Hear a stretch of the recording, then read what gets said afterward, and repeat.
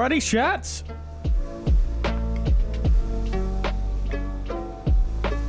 Alright.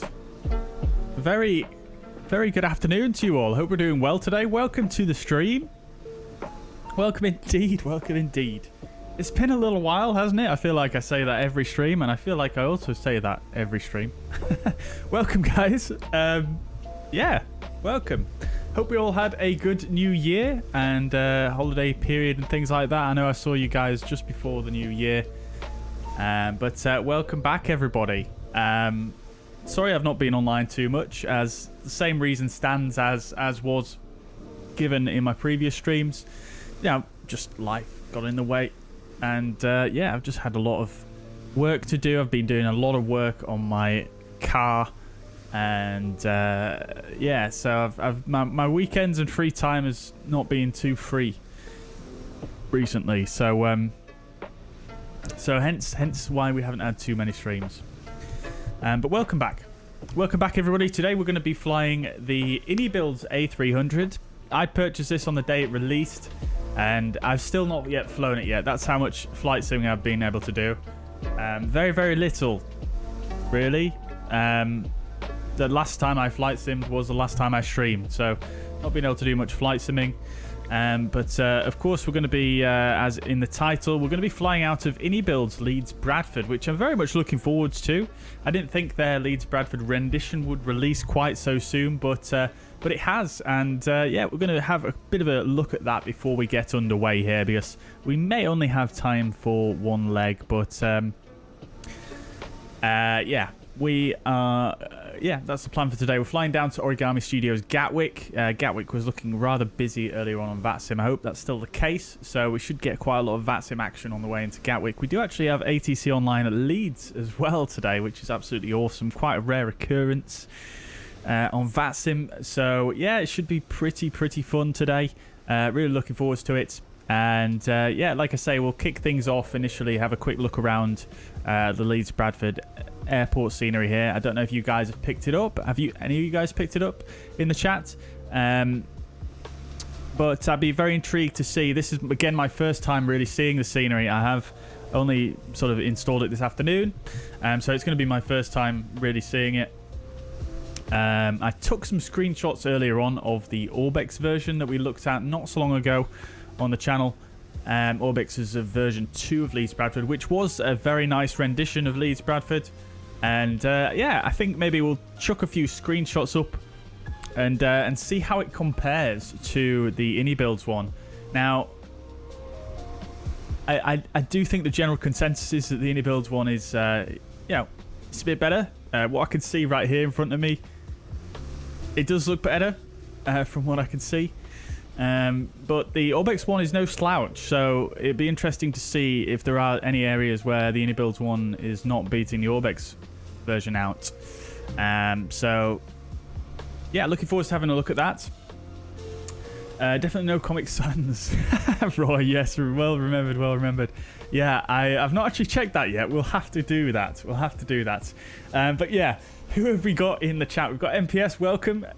Good to see you. I'm doing, yeah, very well, thank you. I hope you are also. Aviate, welcome. Long time indeed. How are you doing, Aviate?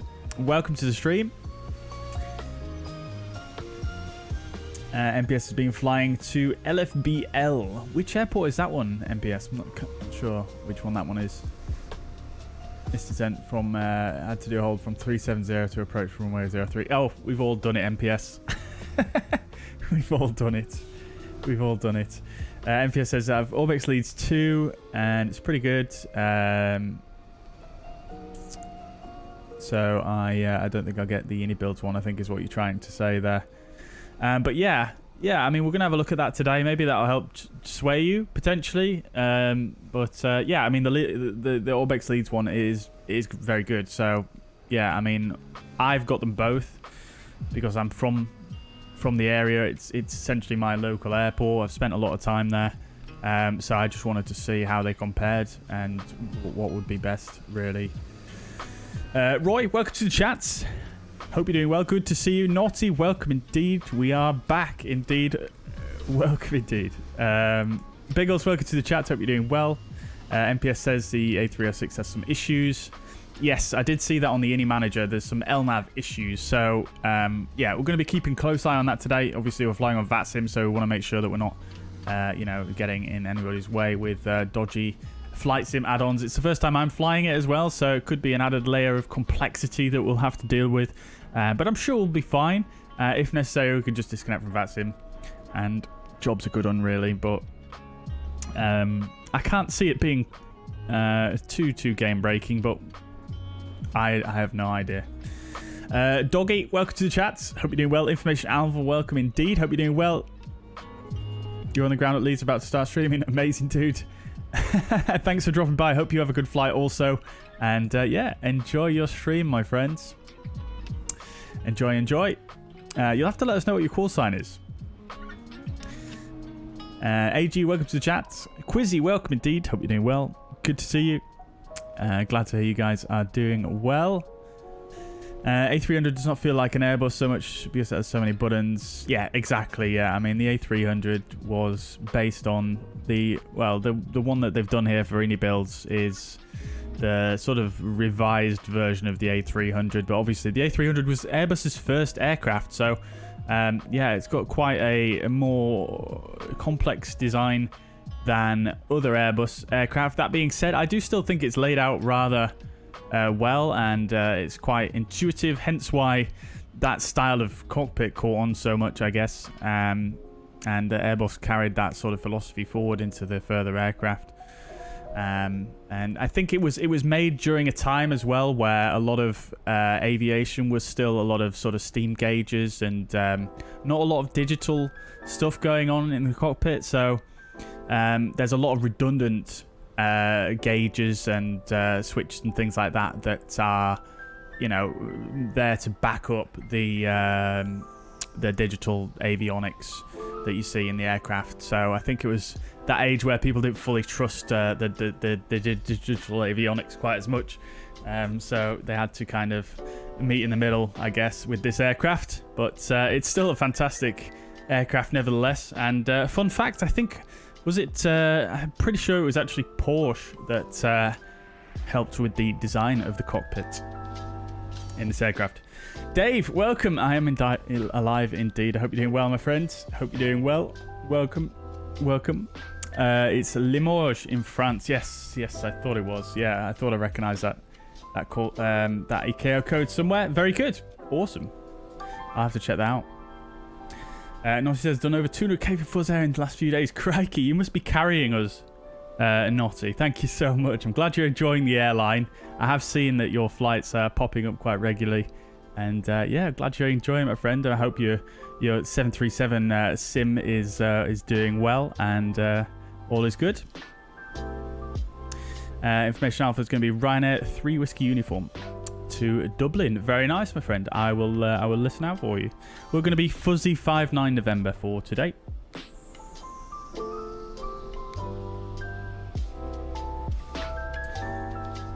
Righto.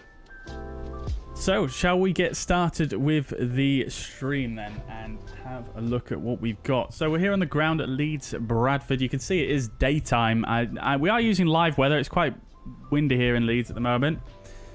So, we're going to be enjoying a bit of crosswind action for the takeoff. But yeah, we're here on the ground at Leeds Bradford. And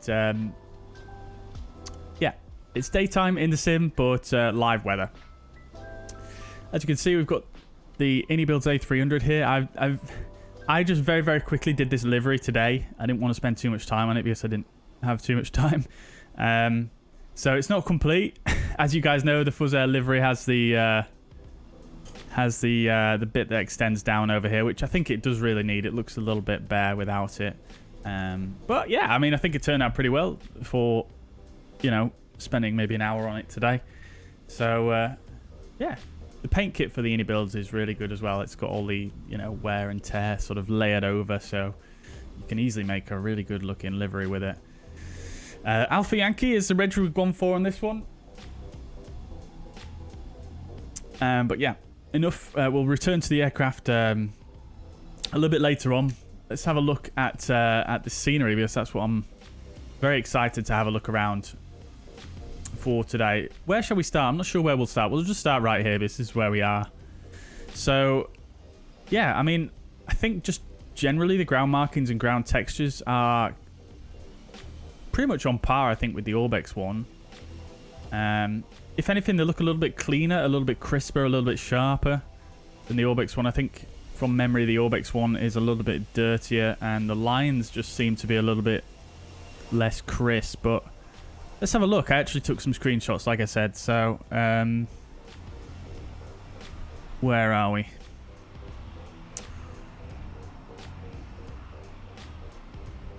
Okay, here we go. So I've got a screenshot here. Let's see if I can position the camera so it matches.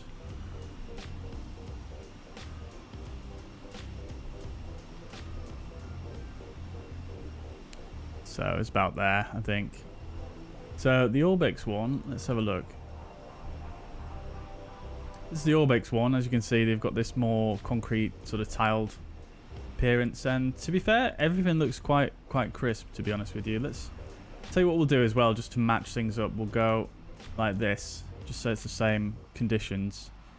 And yeah, I mean, just from a distance like this, it does look very similar, doesn't it? They do actually have the tiles here in the iniBuilds one as well. They're just less well defined, which I think does look better, actually, in my opinion. But yeah.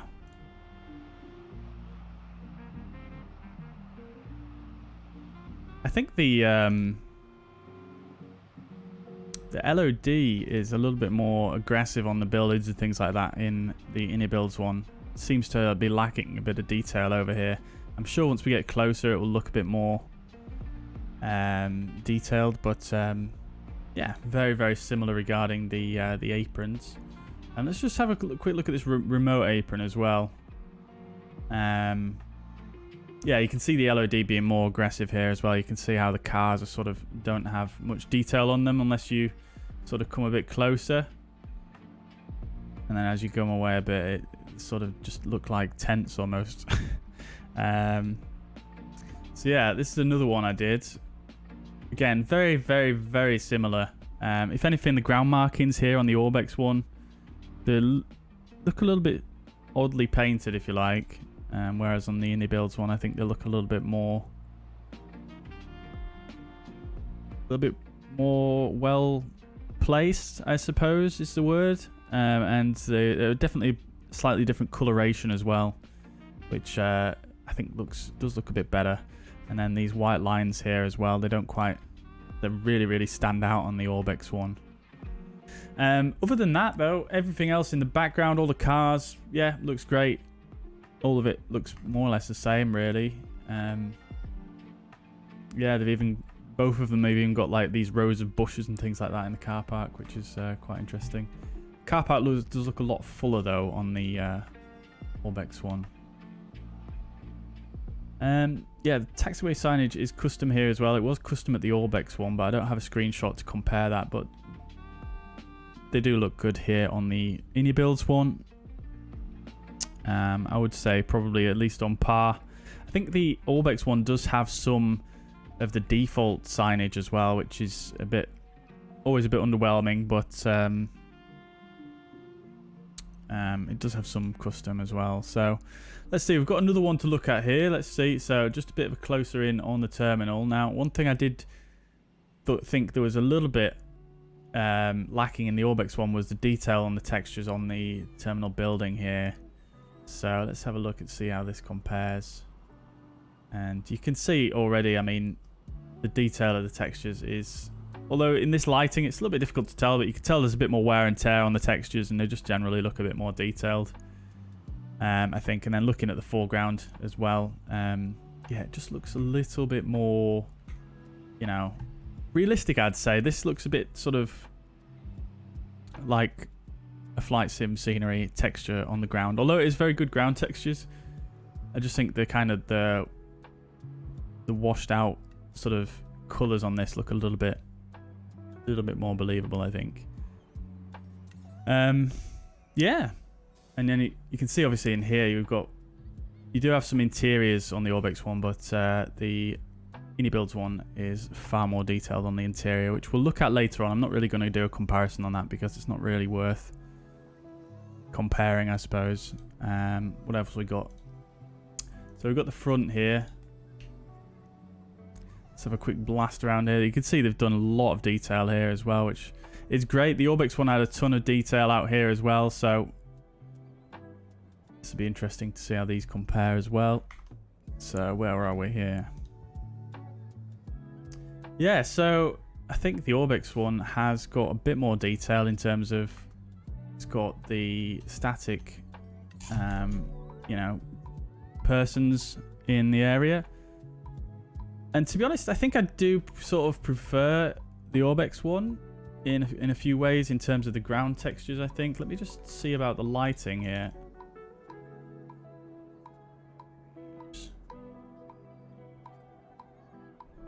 What am I doing?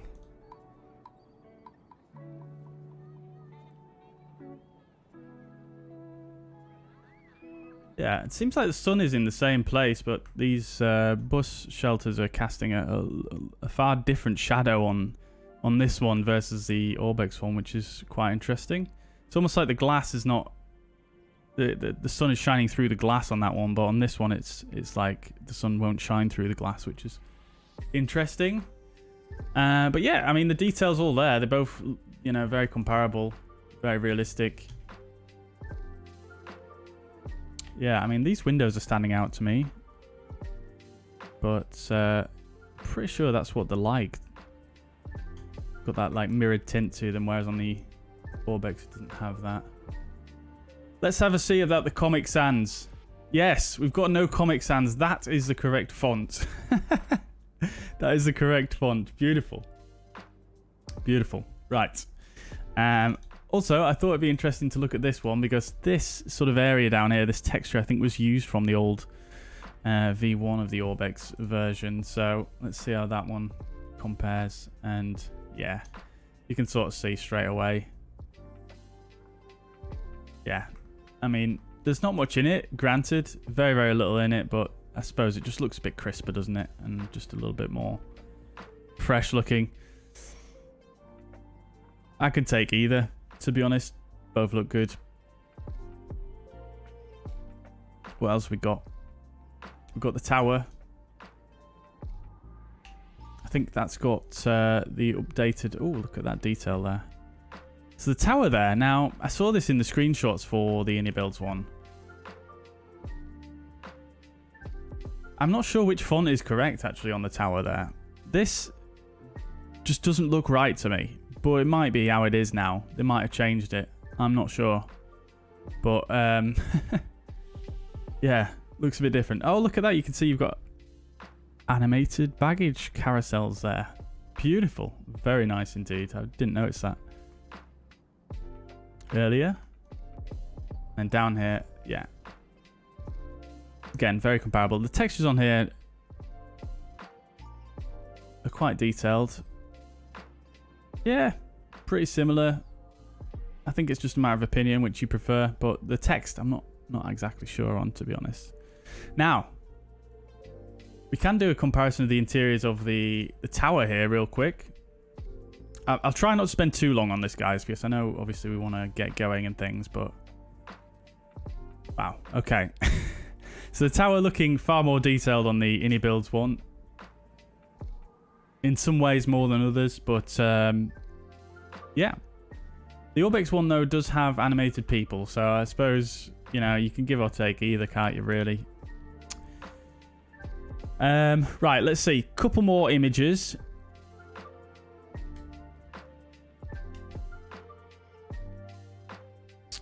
Right, let's go to... Where shall we go? Let's go to the runway.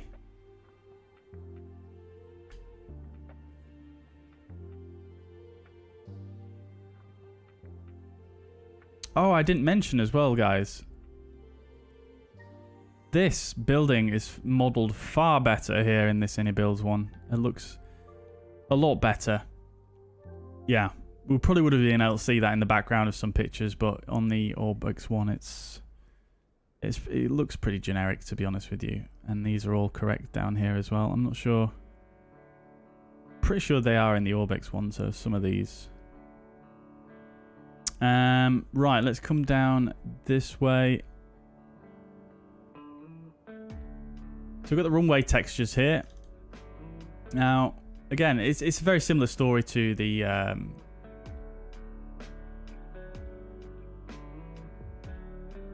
apron. Very, very similar sort of coloration and things. Not sure which one I prefer, to be honest with you. Probably this one, just because the I don't like the way these lines just all look a bit janky on this corner here. But yeah, I mean, they both look good, don't they? Now, did they put in the spotting area up here? No, they haven't. So in the Orbx one, there has a you know, a bit of detail up here, because this is quite a popular spot to come to spot aircraft at Leeds Bradford. And then let's just do one final up by the multi-flight hangar. Oh, let's just have a quick look at this.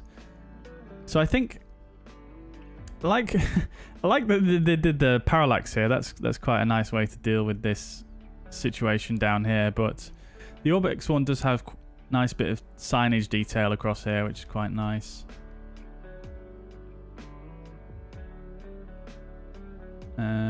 Right, so multi-flights.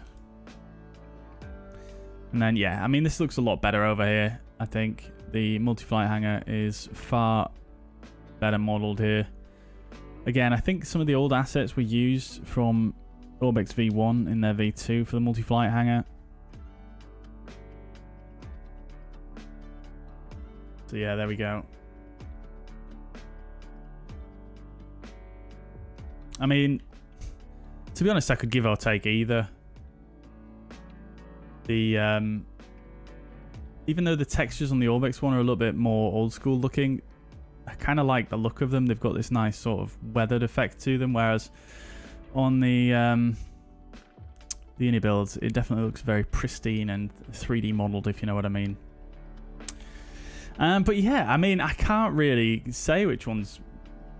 I think the iniBuilds one does just edge it, but it's very close. I mean, if I was one of you guys and I already owned the V2, I would still be very happy with that, I think. These taxiways are quite nice looking though, I have to say. But the Leeds by iniBuilds does have a very good interior, I have to say. I was very surprised that they did this much detail inside for such a small airport. But it's very, very accurate. This is what the airport actually looks like. It's got the exact layout pretty much bang on. It's unbelievable how well they've done it. This is all, you know, exactly correct to the real world airport in terms of, you know, all the signage and everything, the shops and everything is just as it is in the real airport, which is pretty incredible, really. Or at least that's how it was last time I was at the airport, or very similar to anyway. And then you go through here for your departures. There's no interior in there, but the next bit of interior is sort of up here. I've never been in this bit. I assume this is one of the lounges. And then, yeah, it's just really nicely done. This is where you come up after you've gone through security. Come through here, get a bit of food in here if you want. Again, those vendors are correct. You can pop through the duty free. La-di-da. And then, where are we going? That doesn't connect to anything. But yeah, these corridors going down alongside the apron where you would usually disembark. You'd usually board via... Not sure this is entirely fully correct up here, but it's very, very similar. And then you've got over here as well, which is... I don't really remember this one, but... Oh, I think these are lounges as well, aren't they? But yeah, I'm not going to spend forever. As you can see, it's very detailed internally. And yeah, it's a pretty exceptional piece of scenery. I was not expecting someone to do something this detailed for Leeds Bradford, so I'm very pleased. Like I said, I don't think there's much in it between the two. So yeah, I'm not really going to say anything. I'll let you guys judge for yourselves. And obviously, a lot of the stuff there comes down to... I think it just it's subjective whether you like it or not. I mean, I assume one of them is a little bit more accurate to the real thing, but in some respects than others. So it's just a lot of it's personal preference, I think. So let's crack on with the flight anyway. Enough waffling about the scenery. Hopefully that gives you guys a good idea of what it's all about. If you have any questions, obviously feel free to let me know in the chat. Fence, welcome. Hope you're doing well. But yeah, here we are. We've got the A300 600. Oh, I missed off the corridors down here, didn't I? The infamous corridors that you walk down. If you're not boarding at one of the few gates, you've got to walk down here to get to your stand. And yeah, I mean, the iniBuilds one in here is very clean looking. In reality, this corridor is pretty gross, to be honest with you. I wish it was this pristine looking in the real world, but it's pretty gross looking in the real world. But yeah, I mean, it's a good representation. They've got all the signage in there and everything. It's grand.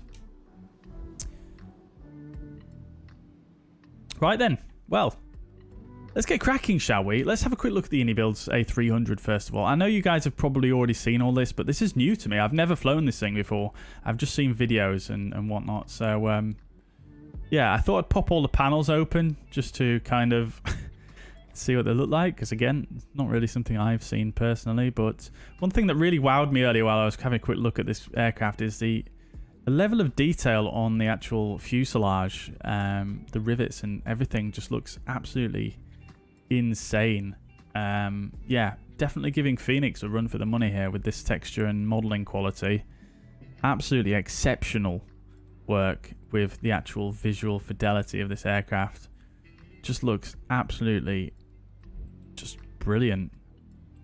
Probably, I mean, from what I've seen so far, it's up there. It's probably set to win one of the best looking airliner models in the sim, if not the best. Yeah, it's just insane.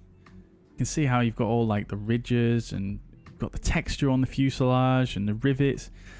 Oh yeah, just brilliant. Even in the emergency exit door here, this could have quite easily been a flat texture, but you can see it's got the sort of indentation around the different parts, and yeah, it just looks super good. Really impressed. Let's have a look what we got here. We can see inside the engines. Obviously, you can do maintenance and things like that on this aircraft, which again, you guys probably already all know.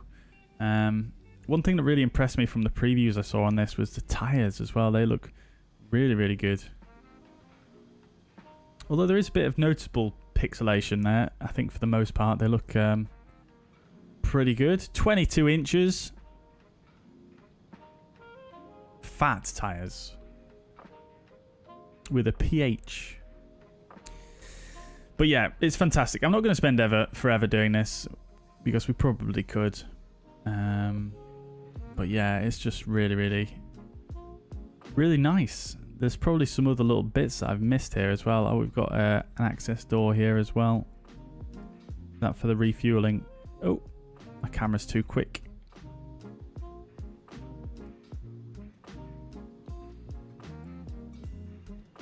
It is. I think you can actually use this as well, can't you? Maybe. I'm not sure. I'm not going to be messing with that just right now, though. Yeah. Very impressed with it.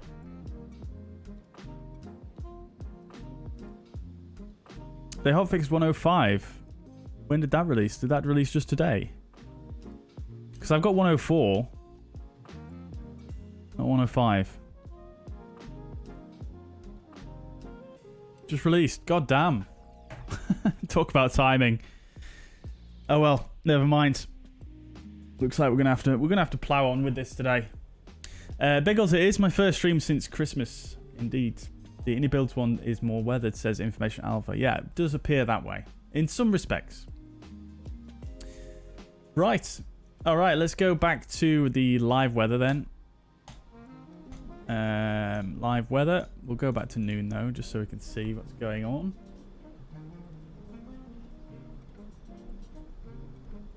yeah, I'm not going to bother with that update right now because, yeah, we're already ready to rock and roll here. So let's just crack on, I think. Okie dokes. So let's jump on board then. Right, here we are. I'm going to turn the music down because, again, the sounds are new to me as well. Lots of atmospheric sounds here by the sound of things. So, welcome on board, guys. Welcome on board. Very, very noisy. I'm not even 100% sure what these effects are supposed to be. Just airport ambience, maybe? But yeah, welcome on board. We've got the beautiful cabin as well, which we can have a look at once we are underway. First class or business class, I suppose it would be. And yeah, let's jump into the flight deck then, and we'll get things underway. So maintenance are done with it now, so we can go ahead and we'll go ahead and close all this stuff. So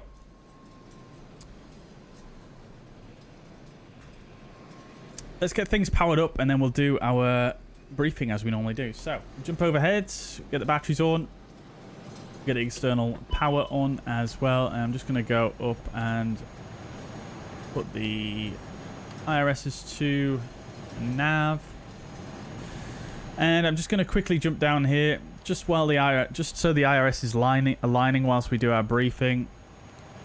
I'm just going to pop that in there and click on Align IRS. So that's fine.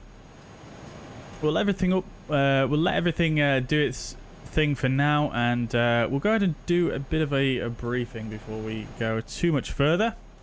So let's do that. Over to the fuzz pad.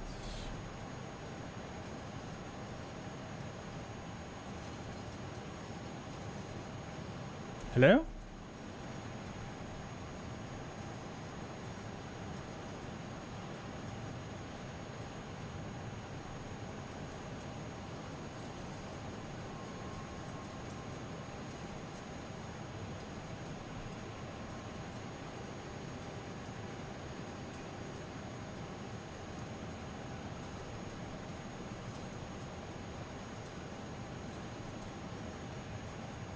Hang on a minute, chat. Technical difficulties.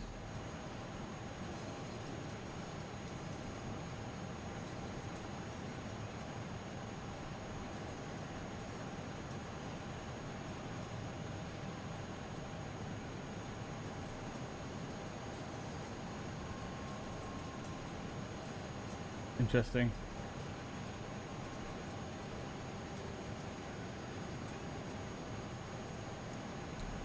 My capture card's not picking up my second monitor.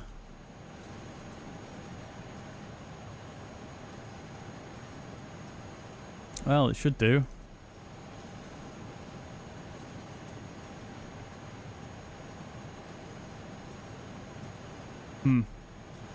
Alrighty, well, I guess we're not using the fuzz pad for today then. Never mind.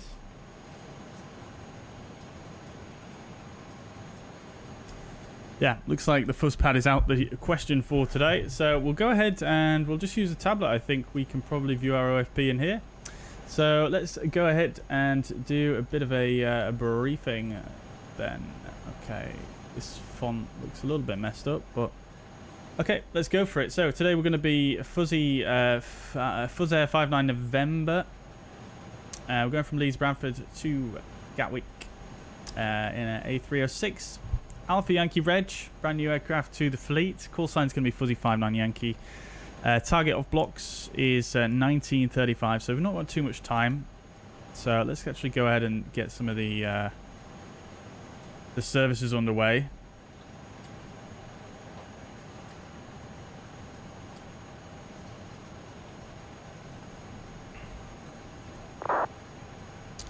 Let's do that. Expected on blocks 2049 Zulu. We're covering 265 miles over the ground. This is all messed up here with a slight tailwind of 12 knots, which is quite nice actually. Takeoff weight expected 136 tons, very heavy here. And alternate is going to be Paris Charles de Gaulle. Initially cruising at flight level 180 and climbing to 190 after the Manchester VOR. Trip time is only 46 minutes, so a very short flight for such a big aircraft. And if we need to divert, it's another 46 minutes to Paris. We're going to upload 12,553 kilograms of fuel. So plenty for such a short flight once again. Expecting runway 32 here at Leeds Bradford on the Nelson 3 Whiskey.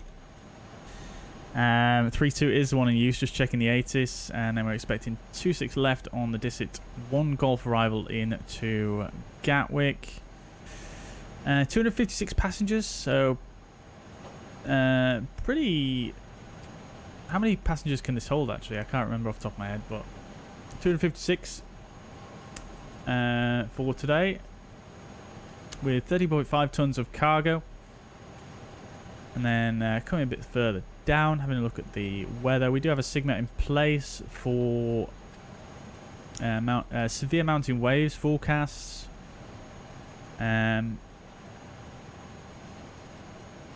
From flight level 40 up to flight level 250, which is stationary with no significant changes recently. So that could be, I mean, probably not going to be flying too close to many mountains, but on the departure that we may have a little bit of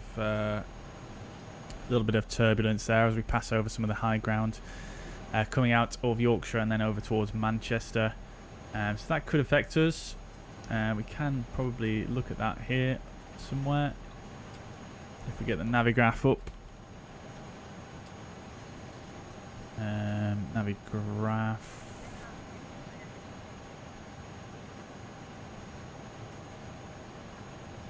Why is it giving me so many options here? I just want the Microsoft Flight Sim panels. Where are you doing this? Here we are. Navigraph charts. There we are. Right. I very rarely use this panel, you see, chat, but that's why I don't have it on my flow wheel. I just have it as a backup in case this happens. What's happened today? The fuzz pad failing. Yeah, so if we bring up the weather on here. Oh, you can't do that on the panel by the looks of things. Okay. We'll do it like this instead then. So if we bring up the weather on here. And we go to view MS. We can see that there. So as in the area we would expect, really. Yeah, so something to be aware of on the departure. It might be a little bit bumpy. So we'll have to see how we get on there. Cool. And then looking further down, the METAR taken at 1820 Zulu. So it is a bit old now, but we've got winds from the west, 26 knots, gusting 43 knots. So very, very windy here in Leeds, with broken clouds at 1,700. So a fairly low ceiling, not too bad though. And yeah, QNH 1015. Weather at Gatwick is a bit more timid, 230 at 10 knots. So pretty fairly standard, really. A little bit of wind, but nothing too crazy. And then, yeah, that should do it. We've got all the NOTAMs down there, which we're not going to get through. So, that is the briefing. Let's go ahead and start getting things loaded up, shall we? We should have some passengers coming on now, which we do. Love to see it. This airport did come with a sim brief profile as well. So you've got all the passengers' paths walking in. Just always nice to see. Baggage coming on. Plenty of passengers to come on board, so this is probably going to take a little while. Are those doors animated? Hang on a minute. Oh, look at that. Animated doors. Brilliant. I've only seen one other developer do that so far in this sim. That's Pyrig. So that's very, very nice that they have that integrated with GSX. Love to see it. Very, very nice. Very, very nice. Elba Pino, welcome to the chat. Hope you're doing well.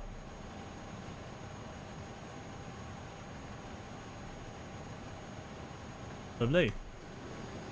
Righto. So then, we've done a briefing. Let's carry on with the setup of the aircraft. Okie doke. So let's come overhead. We're going to get the galley power on. Probably should have done that immediately. And we'll start on the left-hand side. We'll go no smoking to auto. Seatbelt signs can stay off because we're not done with the refueling. We'll leave all the lights off. Coming up here, we do have hydraulics in the green and everything as expected there. All looking good. No issues there. Then coming here, we'll get the nav lights on. And we'll get the yaw damper pitch trim and the ATS. Can't remember what that stands for in the A300. Auto thrust system, essentially. Anyways, carrying on. We've got the external power on. Everything else is out. That's good. Not going to fiddle around with these too much. We're not going to do the test. We'll assume our pilot monitoring for today. The captain has already done the tests. And then coming down here, APU is off. Everything else looking good. We'll get the we'll leave the fuel pumps for now as we're not fueled. That's all good. Everything else looking fine there. And then coming up here, everything else is fine. I'm not sure if you would go Sys 1, Sys 2, depending on the pilot flying or not for the pressurization, but I think you would rotate this between legs, but nevertheless. I think it's actually no. I think it's odd days and even days. You would change this potentially. So maybe we'll go on 2 for today.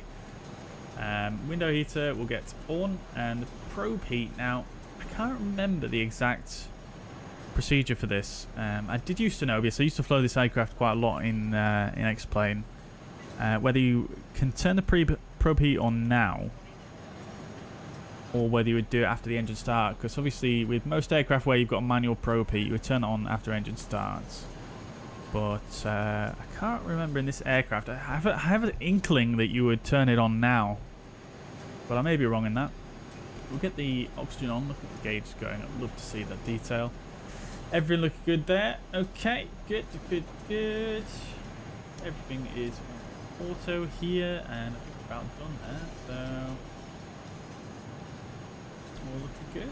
As you say, lights can go to R, and we can do our test. We've got the wind shear.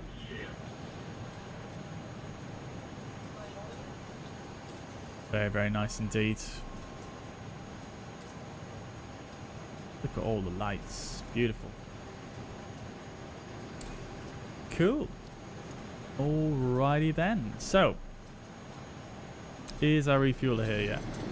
Wow, loud. No refueler yet. So let's crack on with the rest of the setup then.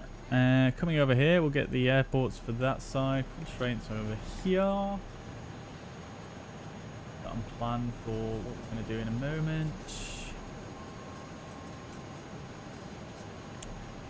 We'll set up the rest of the FCU once we have done the FMS, FMGS. So that's all good. Fueling. Now, I'm not sure if this is going to work properly here if I click this one, but let's give it a try.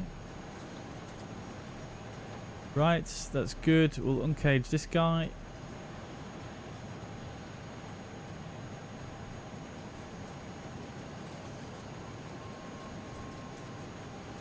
Cool. So that's good. We will do a flex takeoff, so I'll select that now. And the elevation here will set to 650. That's all good. Grand. We'll come back to this. Been looking good there. Right, fantastic. So let's go and do some of the setup here. Now I believe you can do a bit of a ACARS situation, so let's do that. So Leeds Bradford to Gatwick, alternate Paris. All looking good there. Cost index. Now, I don't think the A300 in X-Plane had a cost index, if I remember correctly. I think it just had a cruise profile. But nevertheless, cruising at flight level 180. Actually going to be cruising at flight level 190 ultimately, so I'll put that in there. We're going to be fuzzy 59 November.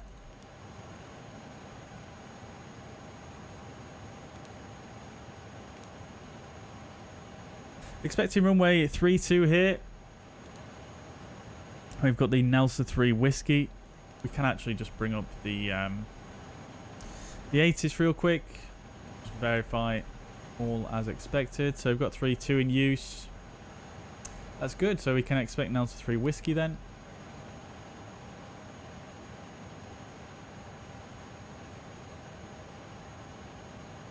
So Nelsa 3 Whiskey does have some restrictions on it, which are correct there. And we've got a stop altitude of 7,000 at Nelsa. So I'll actually go ahead and put that in there. I've actually got my... I was about to say I've got my mini FCU working with this aircraft, but seem to want to work right now. Hang on a minute. Is my SPAD.next actually running? Don't think it is. Probably help if I ran SPAD.next. I'll do that in a moment. And then we're going to be arriving at Gatwick, expecting 26 left, and it's going to be on the Dissit 1 Golf potentially, so ILS 26 left, Dissit 1 Golf, and I'm not sure which one we'd use off the top of my head. It's been a while since we've flown into Gatwick on the stream, isn't it, chat? 26 left. Will it be a Dissit 1? Is there a Dissit transition? There is not. It'll probably be via Willow then, right? So Willow, and then we'll insert that. We'll check that once we get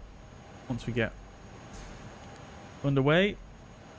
Secondary flight plan is in here, so we'll go EGNM to EGNM in case of engine failure. And we'll just set up for a runway 32 arrival, and that's it. We'll just leave it at that. That's good. We won't put anything else in there. Like I said, just for emergency purposes. So that's that done, and then we need to go to our... Oh, I can't remember which one it is next in this aircraft. It must be init B.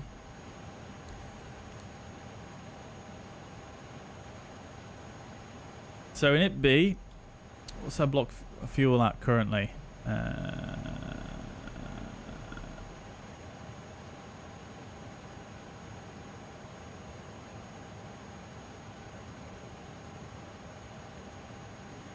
6 tons.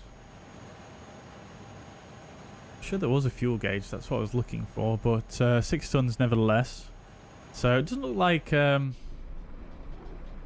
wow, the passenger's already done. Crikey. So it doesn't look like GSX is doing anything regarding the fueling. Oh, it's going now. Have we had the catering? I wanted to see the catering. The catering has been. God damn, that was quick. Maybe I'm just slow. I don't know. Nevertheless, we want more fuel than that, so I'm not sure what it was planning on doing there, but that's not that surprising. So we'll go ahead to the weight and balance. We'll update from SimBrief. And we'll apply it. So that's that done.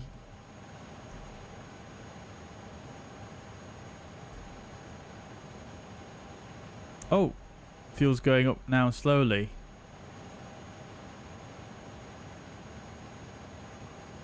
Ah, okay. So that's how it does it. What does this mean? Fueling the aircraft. Finish now. We've already had the fueler here. So 12.6 on the block fuel, and we'll go ahead and stick the seatbelt signs on now.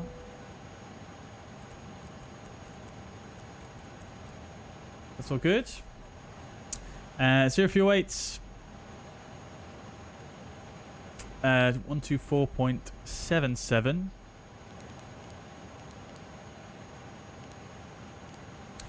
And there we go. Takeoff gross weights, landing weights, and the zero fuel weight CG is 29.4. That's all good. And then fuel for alternate, we're going to plan for 3.8, not 3. And the route reserve, we're going to put 1.4 instead of 0.3. 1.4 slash... There we go. Oh, that's changed back to 0.3.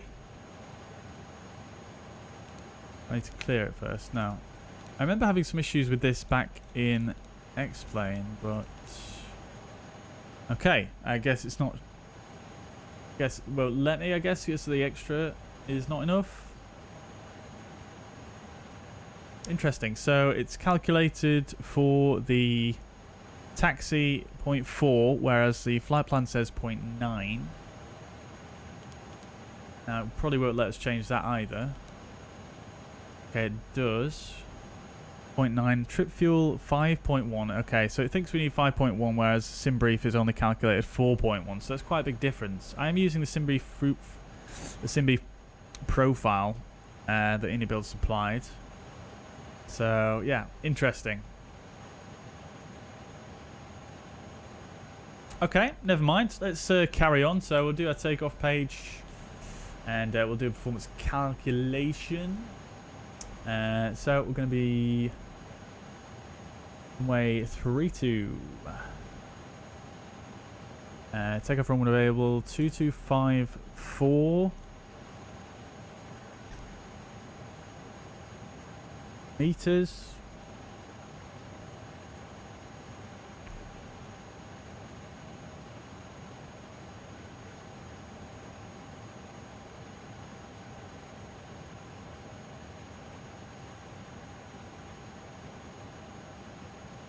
Actually, that's a bit too much, to be honest. 2254 is not a bit less than what we have here. So 2190. Heading at 318 is correct. Surface is dry. The wind. Can we get this from the current METAR? We can. Or the current sim weather. That's good. So we've got the weights there. Flaps 1515. I imagine we might need to up that, but let's see. Air conditioning is going to be on. Anti-ice off. Force toga off. Let's calculate. Okay, fair enough. So we're going to do a flex 43, 142, 142, 146. So flex of 43, 142, 42, and I'll set on the FCU 146. Which I'm doing on the mini FCU here, and then yeah, I'll put one down on the trim, which will set in a bit. We'll set the stop altitude as well, 7,000. It's all good, and then 318 we can set as well.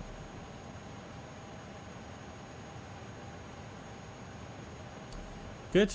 All right, and then as the modes we'll use for departure, we'll use nav and profile, and that's all good. Should be ready to rock and roll now, I think. We just need to get our clearance, of course. So we'll go ahead and tune Leeds if they're still online, which, knowing my luck, they'll probably not be. No, they're still online. 134580.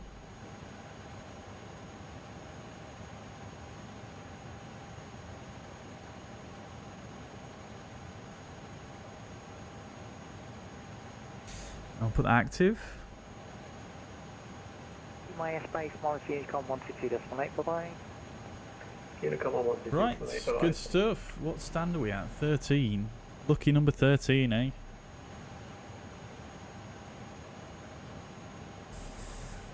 And we'll get the latest 80s as well, which is Juliet QNH 1015. Which we should probably set, really, shouldn't we? It's always... sorry, that's never a bad idea, is it? 1015. 1015, 1015. They're all linked up, that's good. Oh. I think I need to adjust my views there. Oh. My quick views, I just pasted over from the freighter variant, which I did earlier, but they're not really working that well, are they? Oops, we'll close that nevertheless. Good, right, all the doors are closed. We can actually go ahead and just tune 109 9er here as well, which is the localizer DME for Leeds, which we'll use as a backup for departure.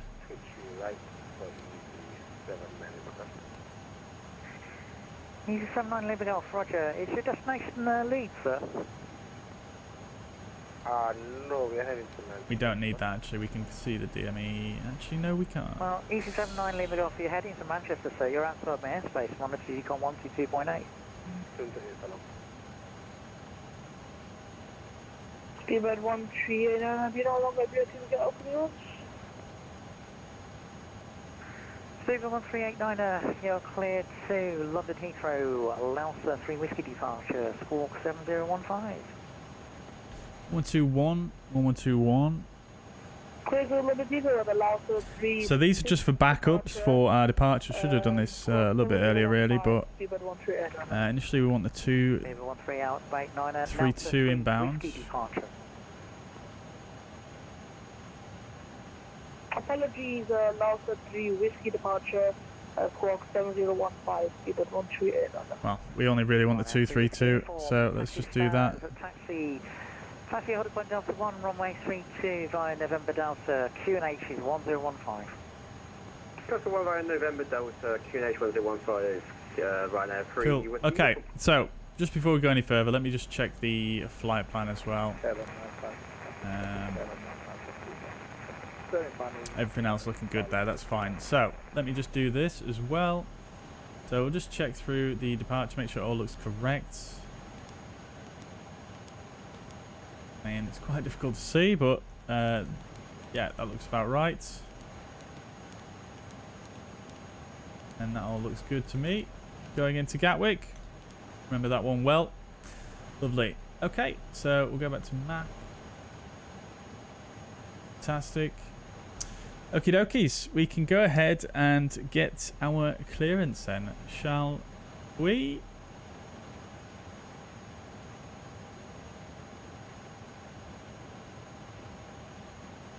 Bobby says using 1.0.4. I am, yes. If so, I recommend you not to use direct. Leeds radar is now closing after a mammoth 6-hour session. Mammoth Unicom 122.8, thanks. No, see you later, love you. Thank you very much, bye-bye. Do you think you can give me a pushback clearance? Speedbird 1389. There we go, chat. They go offline just as soon as we're about to request a clearance. So we're going to Unicom. Never mind. But yes, I am using that one, Bobby. So it says recommend you not to use direct in that version as it broke. Okay. Thank you, Bobby. Bear in mind. If I need to go direct, I think probably what I'll do is I'll use heading select and then delete the waypoints. I think that'd probably work, wouldn't it? I imagine. Okay, never mind. Right then. So, we're all set up. We were about to request our clearance, but now they're gone offline. So I guess we're just going to crack on as per normal on Unicom. We do still have Gatwick online, so we'll get some A to C when we get underway. And one thing I did forget to do was to adjust these little bugs down here, which are a little bit awkward to do. I have to say the texture quality looks absolutely magnificent on this flight deck, looking at it at this zoom level. Come on.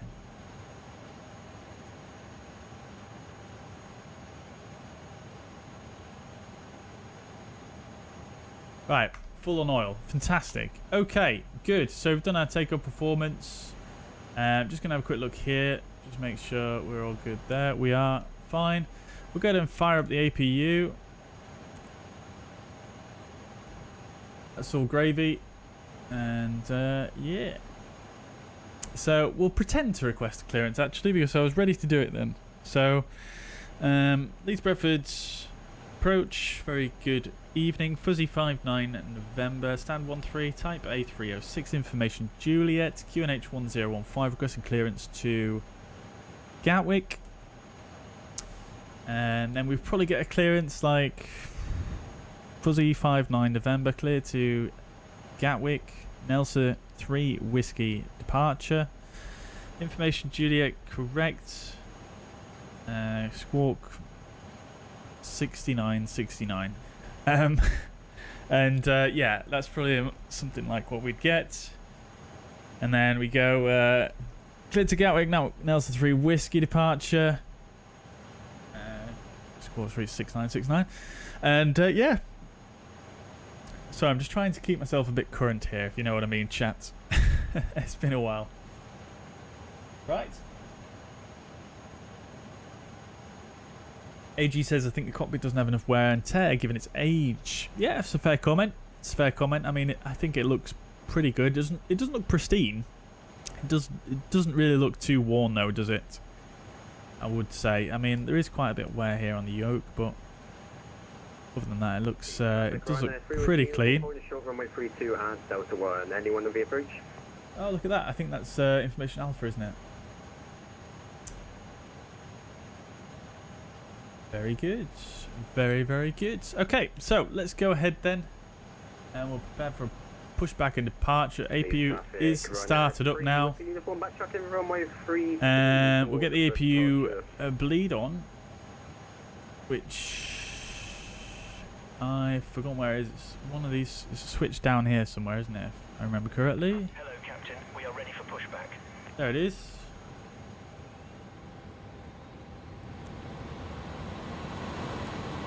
Here comes the bleed air. We'll go ahead and get the chocks out and the ground power unit. Oh, oh, oh. Set parking brake immediately. Hang on. For some reason that wasn't pressed. Bypass pin inserted.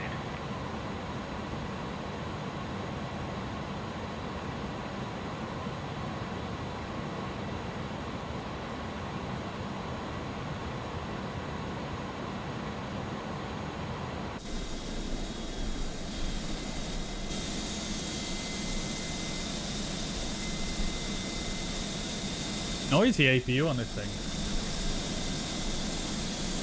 Have I tried to review the emergency slides? I can't say I actually have yet, no. No, I can't say I have. Get a beacon light on as well now, as we are going to say that we're clear for push. Let's just check there's no one else about. There is not. I've not done a departure brief. Shame on me. We'll do that on the taxi out. So we're going to push facing to the east. Release parking brakes, please. Alrighty, chat. Are we ready? Let's do it. Commencing push. All engines clear. Start I feel like GSX is really quiet compared to this aircraft. It's very loud. Oh, wait. Hang on.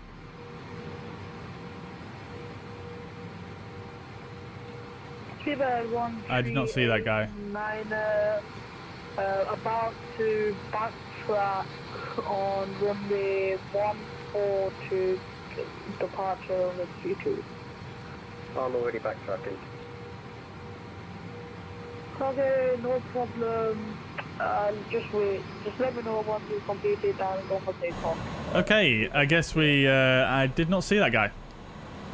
I didn't hear any calls as well by him. But nevertheless, that gives us a bit of time to do the departure briefing while we wait for the pushback tug to reconnect. So, let's do that. So, departure, we're departing from Leeds Bradford. Taxi out is quite straightforward. We're going to push facing to the east, and we're going to taxi down down Delta, and then we're going to backtrack 32 for a departure on 32. We are going to depart on the Nelson 3 Whiskey. This is the 10-3 Bravo chart. Transition altitude here is 5,000. A lot of this not applicable because we don't have any ATC online. So it's a Nelson 3 Whiskey, and we're initially going to depart straight ahead to 0.5 ILF, which is the ILS we tuned. 110.9. And we need to be at 1190 altitude at that point, so no turns before that point.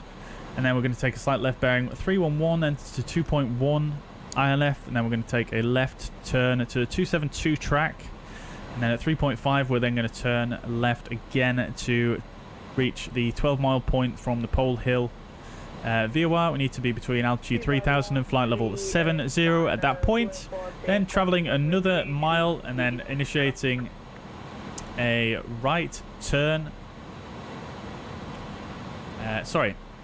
Traveling one more mile and then initiating a right turn towards the 270 radial from the Leeds Bradford NDB. At 10 miles Pole Hill, we need to be above 3,500 altitude and below flight level 70. Then once we're outbound on the 270, outbound to Nelson, and then we need to be at flight level 70 once arriving at Nelson. We do have quite a lot of wind today, so that is going to be probably the biggest factor here on this takeoff, the biggest threat. But other than that, we should be we're pretty familiar with these procedures, so it shouldn't be too crazy. But yeah, the wind is definitely going to be a big factor. I've never flown this aircraft before, so again, that could be my downfall here. So I'm just going to tune the Leeds Bradford NDB as well, which I forgot to do earlier. So 402.5. Good. Off we go then, chat. So I've not done any checklist either. Crikey. You can tell this is a new aircraft to me. So before start checklist, cockpit prep complete. Fuel quantity is 12.5 kilograms. Takeoff data is set. Landing elevation set. Altimeter is set. Brake anti-skid normal and on, which it's... I forget where it is. It's there. Normal and on. And windows and doors closed. Beacon light is on. Parking brake is released. Before start checklist complete. Let's do this thing. So, ignition starts. And we'll go for engine 2 start.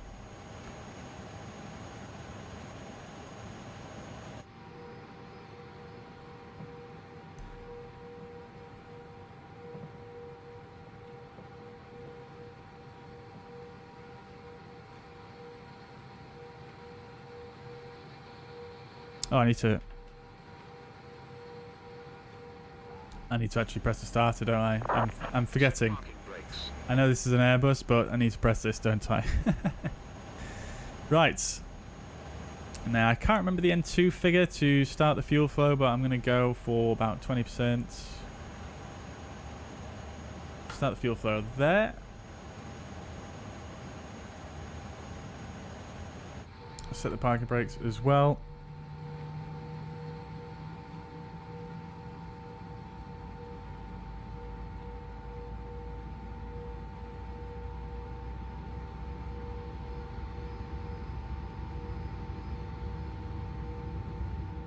Here they come.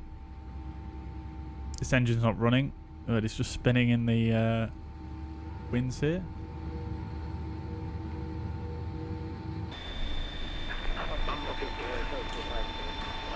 Very, very nice animations on the engines. Why is this cowling slightly open?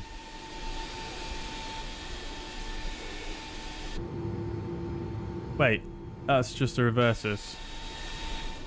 Tow truck disconnected. Bypass pin removed. Is that my throttle? Left is clear. Right is clear. It is. Okay, maybe it needs to recalibrate from the update or something. Let's just do that real quick. Oh, doesn't look too bad. Alright, we'll do it again anyway. So max reverse. Idle reverse can go somewhere like there. Idle we can do like there. And toga, do there. There we go. That's better. Right, okay, so engine looks stable. We'll go for a start on number 2.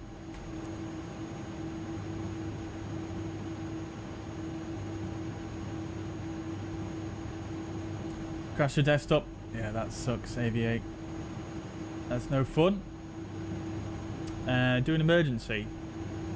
What is it in an emergency though that would trigger the slides, Doggy? Do you need to do like an off-field landing or something like that?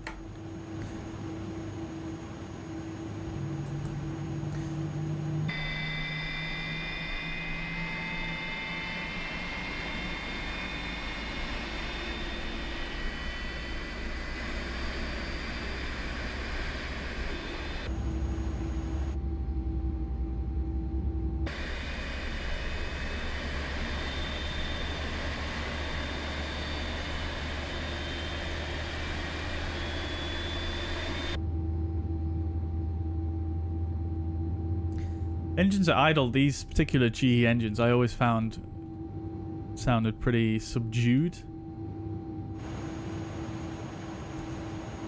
Cool.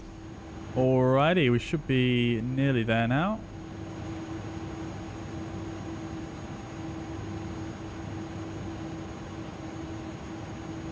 Yeah, engine stable. That's good. Okay, get the ignition turned to off. Right, so we'll come overhead. We can get the APU bleed off now, and the APU master. Good, good, good. Everything else looking good. All lights are out. That's grand. And we'll get the transponder on. Move that out of the way. Good. Check the status page. That's all good. Lovely stuff. Lovely stuff. We get the auto brake to max and the trim value. I have forgotten already. 0.1 down.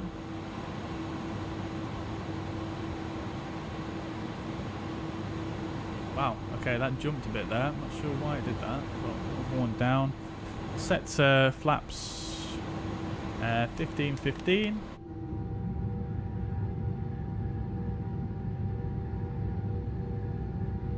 There we go. That's the camera view I was looking for.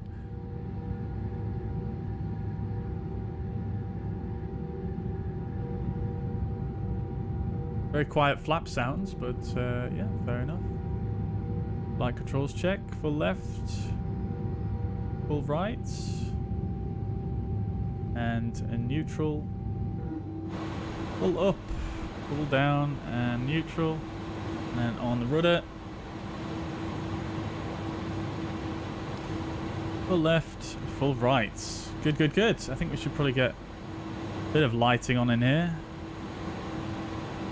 We've already got the backlighting on, and over on the captain's side we have some more controls. There's the floods. That's nice.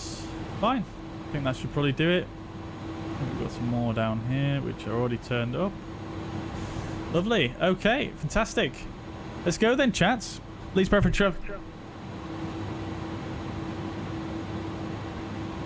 Why can I hear myself? Oh, it's because I've got 1228 tune on both sides.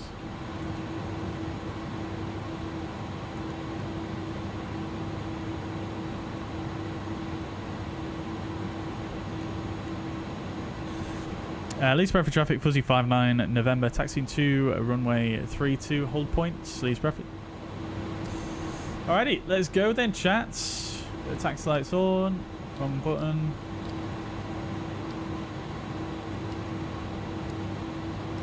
Taxi lights on. Let's go.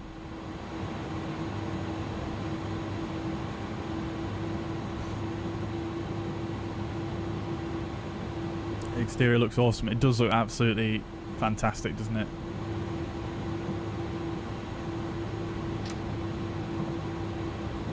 Yeah, so unfortunately my quick views are a little bit out of whack on this aircraft, so we're going to have to be a little bit careful taxiing here.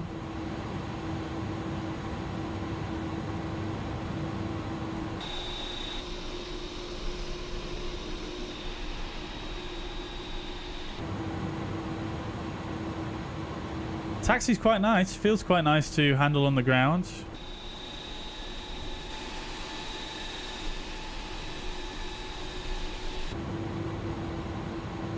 Does have some weight to it, not as much weight to it though as it had in X-Plane, I feel. A little bit lumpy on the taxiway here. Still feels a little bit snappy, kind of like a lot of Microsoft Flight Sim aircraft do.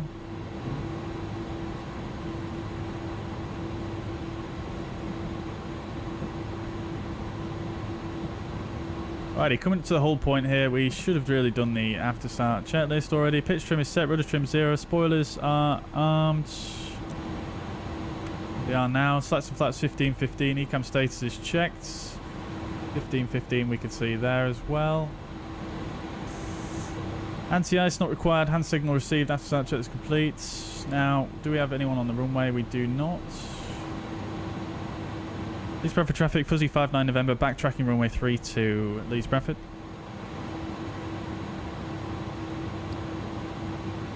Strobe on. Good. So before takeoff checklist, flight controls are checked, flight instruments checked, briefing confirmed. V1, VR, V2 are 424246 and a flex of 43 degrees. Slats and flaps 15 and 15. Takeoff config. We can do a takeoff config check.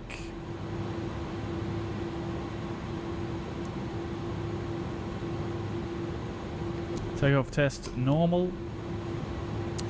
Transponder is set. Sorry, down to the line complete. We'll do below the line once we get lined up.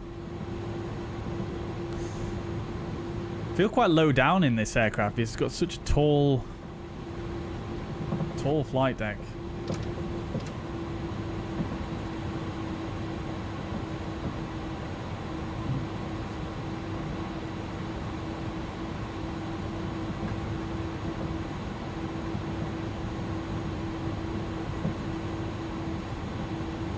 Sounds are pretty decent so far. The ground roll sounds are a little bit interesting, I will say.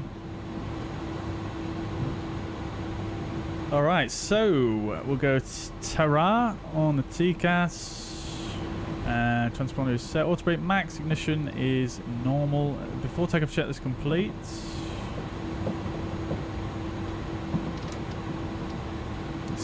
It's too easy to put this aircraft into reverse as well. They need to add like a dead zone at the idle position.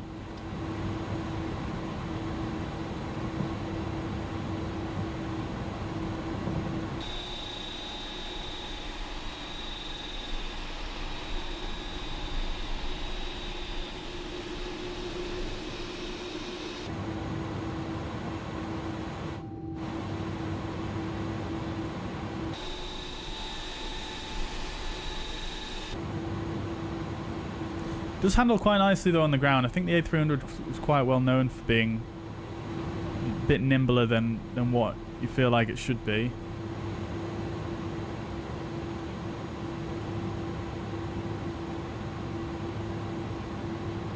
Craig, welcome to the chat. Hope you're doing well. Fly Sim Studio, welcome to the chat. Good evening.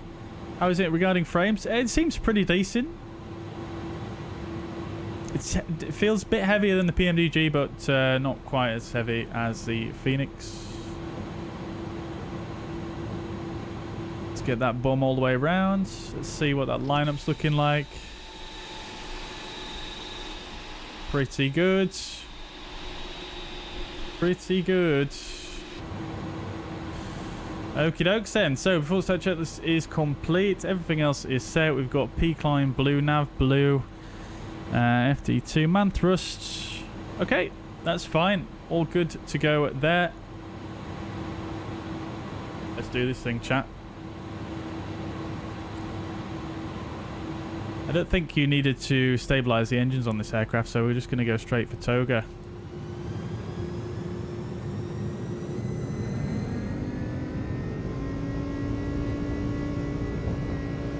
Nice sounds.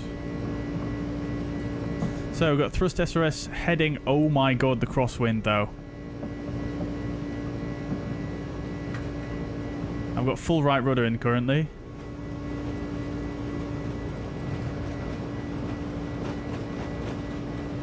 It's 100 knots call out. Of course, I'm too focused. V1 rotates. Oh my god, that was... Oof. Oh. Oh, look at the weather cocking. Oh my days, positive rate gear up. Crikey.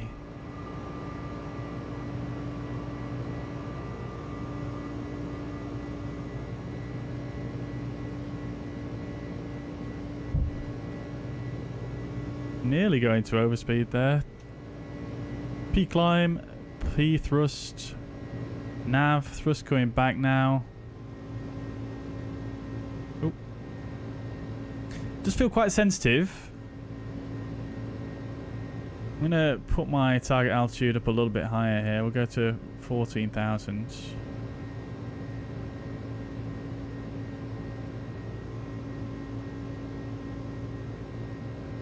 And we'll go to flaps 15.0.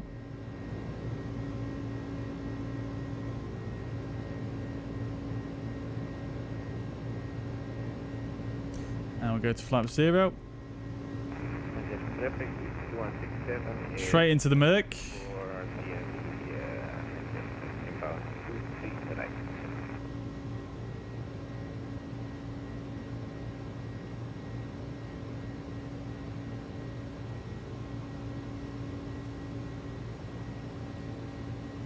Yeah, it does feel quite sensitive, although I've not really tweaked my sensitivity settings for this aircraft yet, so it may just be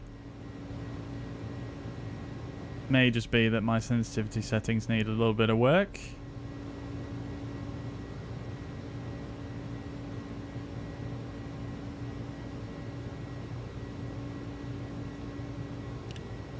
Let's get autopilot 2, and we'll go to standard. Lovely, that wasn't too bad. The rotation there was a little bit hairy. That was some heavy crosswind though, right there guys. Heavy crosswind there on departure. I had, at the start of the takeoff roll there, I had to put in full right rudder to get it to track straight there. And then as we got up to speed, the rudder got very, very sensitive. I should have probably eased off a little bit, I think. Yeah. A little bit spicy, but other than that, I think after we were up in the air, handled really quite nicely, and I feel like, yeah, I suppose I didn't do too bad considering it's my first time flying this aircraft in the Microsoft Flight Simulator. Okay, I definitely forgot some lights though, so we'll get the landing lights. We should have had those on. I did forget those, but we'll get the nose lights off now as we are coming past 10,000. Nose lights retract, the nose gear is retracted anyway, so that's fine. Yeah. I'll never stop forgetting the lights, will I, chat?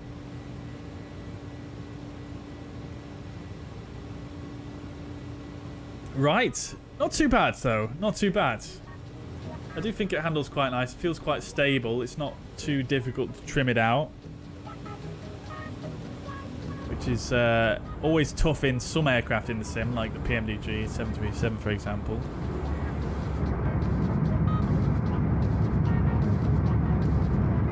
But it's nice. Feels pretty decent.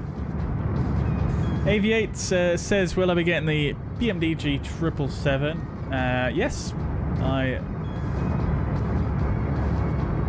most likely will do. In fact, I definitely will do.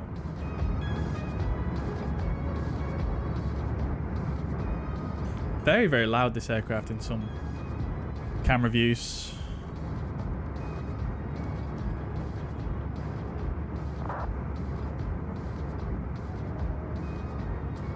Manchester traffic, re-advised car Aviator says I bought a little logbook app today, £15, called Flight Log Analyzer. So far, so good. Oh, nice. Very good. Yeah, I actually had an email from someone from that company, Flight Log Analyzer.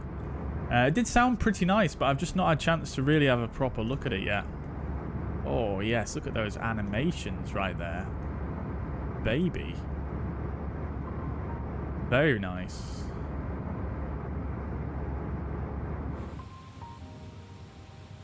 Okay, so coming up to Nelsa. We want to go up to 180 initially, so that's what we'll set.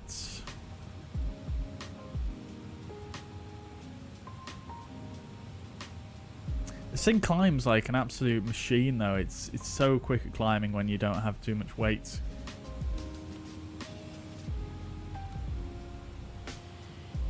Absolutely steams it. So 180 initially, and then after MCT up to 190. So we're about 30 miles away from MCT, and we've got about 3,000 feet to go. So yeah, there might be a slight level off. Although we could just go 190, seems like we've got no ATC online. Just request that a bit earlier, I suppose.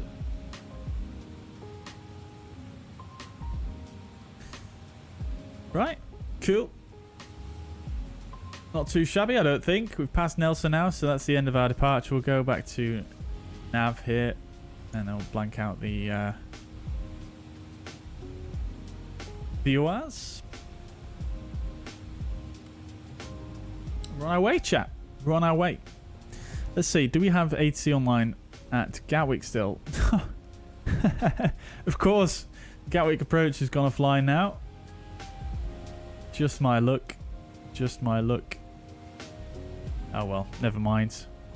We've still got tower and ground on, so not too shabby, but yeah.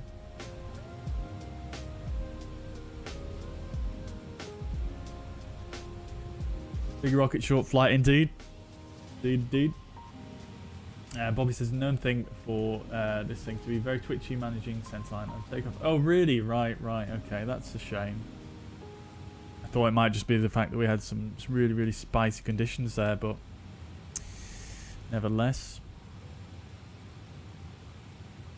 So we are in Newsky. We're not going to get a perfect score as we forgot the landing lights, but I think we're doing pretty good so far. I'm not sure what the centerline deviation was on takeoff. I think I managed to somewhat rectify it as we rotated there, but yeah, it wasn't the greatest. Hard to see. We shall have to see.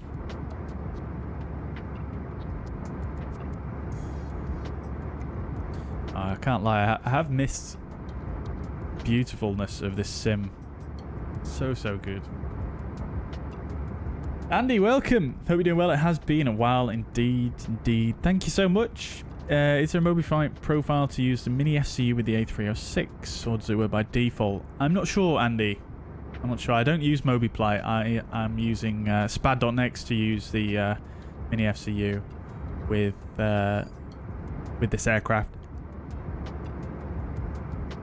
Ooh, excuse me, big yawns. Am I going to fly the cargo version? Probably, yeah. Yeah, I'll probably do that next.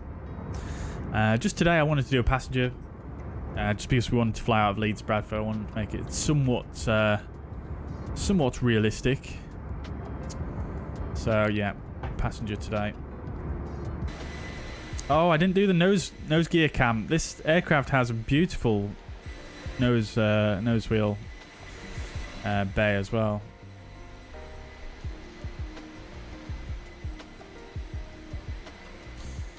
There she is, guys. Look at that crab there. Crikey.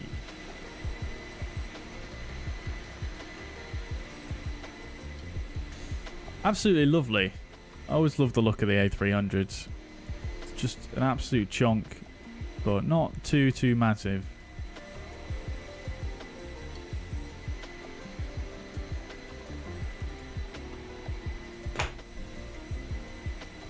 Yeah, iniBuilds have done an absolutely exceptional job on the the visual fidelity of this aircraft, I have to say. It's very, very good. Very, very well done.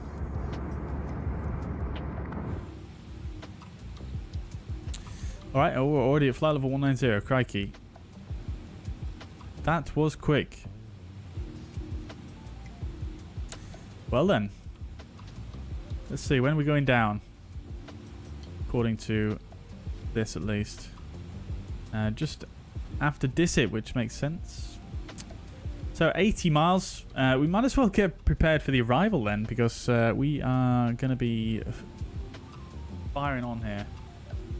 So, yeah, I'm just going to do a few preparations. Let's go ahead initially and set the landing elevation, which is damn near enough 200 feet. And auto brake will come to later on. We'll make sure we sync the heading bug. We do have to do that in this aircraft.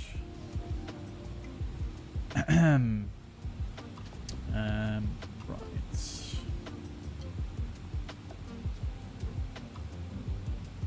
So weather radar work in this guy?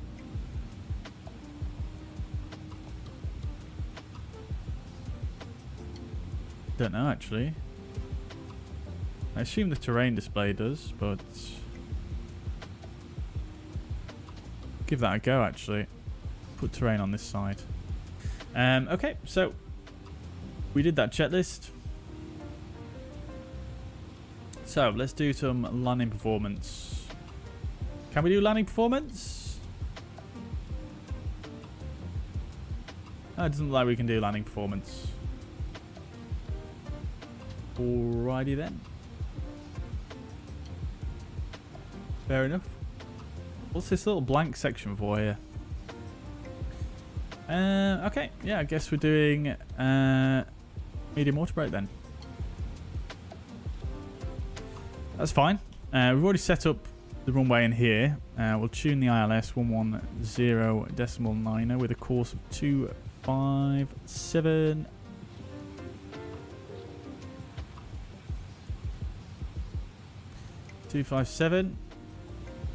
That's good. Now, pretty sure when they fly this aircraft, they don't actually use this MDA box here. This is for flying a, I believe, a RNAV or GPS approach, so that the aircraft can, I guess, calculate the vertical profile. Might be wrong in that, but I'm pretty sure you don't use this one for a normal ILS approach. You would of course use the DH, which is the old school way of doing things, but nevertheless we'll go ahead and set that to 200, which is pretty standard for an ILS Cat 1.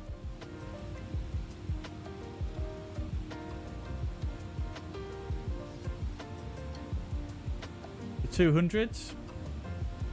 We can actually do the flight path vector in this as well, but we will be using that today. Okay, good. So that's that set. We don't have too much else to do really. Let's just double check we've got everything in properly for the arrival. So we've got Dissit below flight level 2. Sorry, it is required flight level 200 there, but we're actually cruising lower than that, so that's not applicable. Kidley flight level 150 is required there, so that's in there. That's good. Then we're going down to Midhurst, which has no restriction. Then 2 FOS flight level 2. Sorry, speed 250. Then Holly max 220 knots, and then Willow. Willow is required flight level 70220 knots. Now, usually you would enter a hold there, right? Well, you would leave at 4,000 feet. That's why it's got this in there, I think.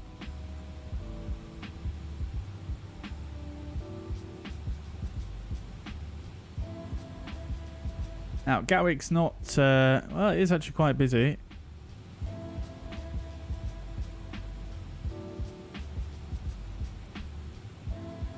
Let's see here.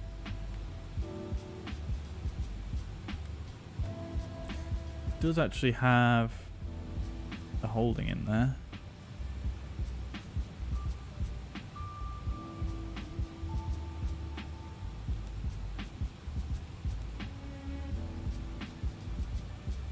Doesn't have the hold in there. Okay. We'll just have the correct pattern in for the approach, I guess.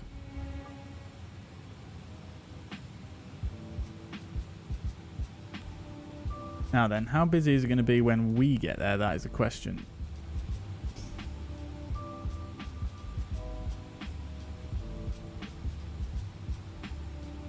Oh, Gatwick approach has just come online as well. Okay, that's good. 126825.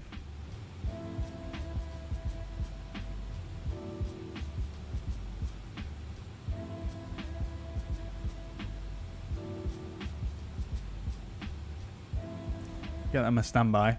Now, we'll leave 4,000 at Willow just in case we don't have to do any holding. So that's fine. We'll leave that as it is.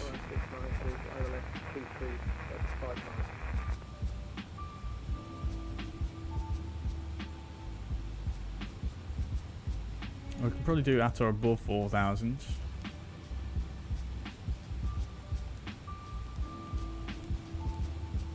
That's fine.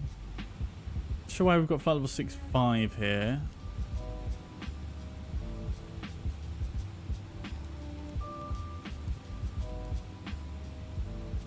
That's fine. We'll leave that as it is. And then we've got Mayfield's.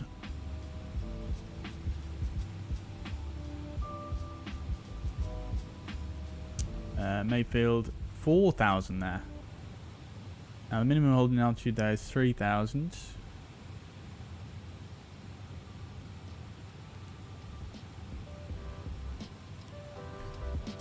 In there. So that's fine.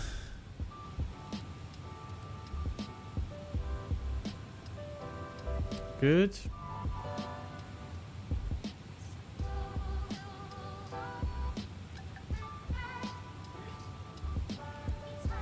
Then Mayfield's. Anyway, 2,000 mandatory, that's fine. Then we're making our way onto the ILS from there. So that's all looking good. And then the go around is a manual leg, which is normal. That's fine. Okay, good. So we'll do a go around page as well. That all looks fine for me. Lovely. Okay, good. So we're all set for the approach then.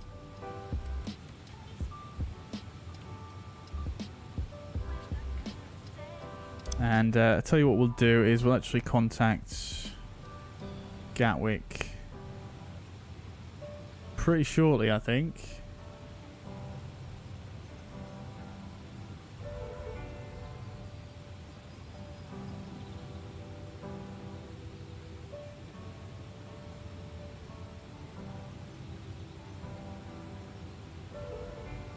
For some reason I can't actually see me on VATSpy.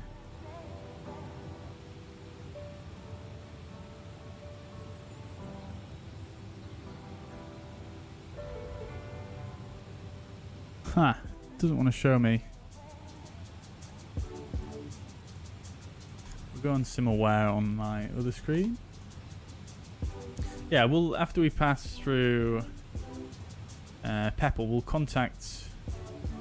Yeah, we'll contact Gatwick overhead Peppel. 5229, descend flight level 80. Just so we are not messing things up.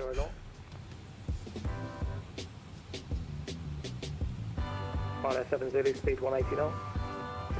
180 knots, Rhino 7 Zulu. Saudi 2112, you with me?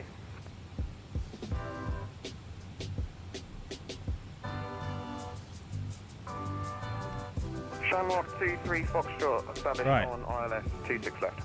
Turn the music down. Thanks, continue approach, the wind 240 degrees 10 knots. Continue approach, Shamrock 23 Foxtrot. EG16 Delta Victor, turn right now, heading 270 to establish. Right, heading 270 to establish, EG16 Delta Victor.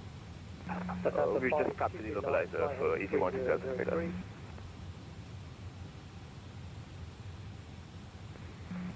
Oh, very busy on this frequency.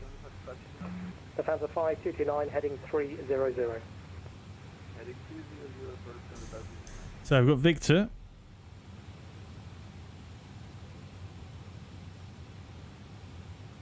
Gatwick, very good evening. Fuzzy 59 November. Information Victor, type A306, flight level 190. Inbound Dissit.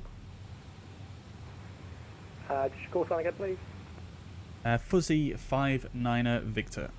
Sorry, November. 9 Victor Gatwick Director, good evening, stand by. Said Victor, it's November. Victor is the ATIS. Right, 7 Zulu, turn right, heading 220 degrees. Right by 220, Ryanair 7 Zulu. Seabird 1818, turn left, heading 310 degrees. Hey, sir, good evening, my friend. Hope you're doing well. Good to see you. Seabird 1818, left turn please, 310, speed 180. Seabird 1818. Levers, Shamrock 23 Foxtrot, clear land 26 left. Cleared land 26 left, Shamrock 23 Foxtrot. Lufthansa 5229, descent to altitude 6,000 feet, Gatwick QNH 1025. Right, we're about to pass our top of descent. Max it at flight level 60, request flight following. Lufthansa 5229, 6,000 feet, QNH 1025. 6,000 feet, QNH 1025. Ryanair 7 Zulu, continue right turn 240, cleared ILS. Cleared ILS and 240. Ryanair 7 Zulu. Lufthansa 5229, turn right, heading 085. Turn right, 085. Craig, you asked a question earlier. Sorry, I missed Seabird 502, you. turn Doing another 080, flight. No, this is going to be the only flight today. I'm watching from Spain. Amazing, amazing. How is it in Spain? Whereabouts are you? Lufthansa 5229, speed 220 knots. Easy 16 Delta Victor, speed 160 knots, maintain until 40 ME. 160 knots until 40 ME, easy 16 Delta Victor. We might get something now. Saudi Air 2112, I've sent you multiple contact me. Passenger top of descent there. Saudi 2112, turn left, now heading 260 degrees. Left heading 206 degrees, Saudi 2112. Negative 260. 260, Saudi 2112. Seabird 1818, turn left, heading 275. Left 275, Speedbird 1818. Lufthansa 5229, descent to altitude 4,000 feet. 4,000 feet, Lufthansa 529. Seabird 502, descend flight level 70.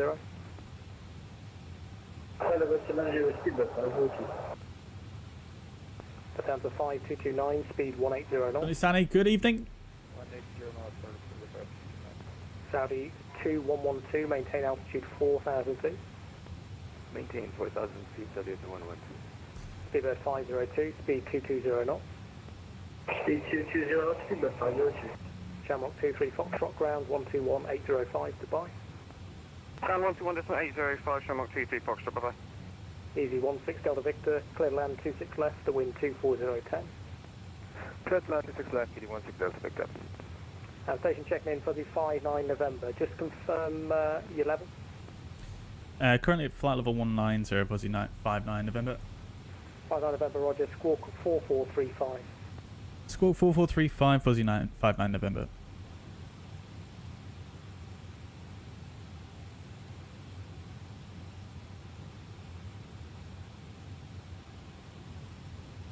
Four 435.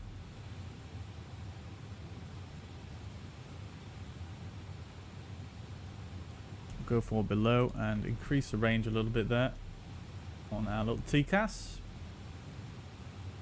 Guessing he's going to give us further descent clearance momentarily. Oh, the clouds are clearing up. 59 November, descend flight level 80, vectors ILS 26 left. Descend flight level 80, vectors 26 left, Fuzzy 59 November. Alrighty, off we go. Saudi Down 80. Let's go level change initially. 80 degrees. Left turn heading 080 degrees, Saudi 2112.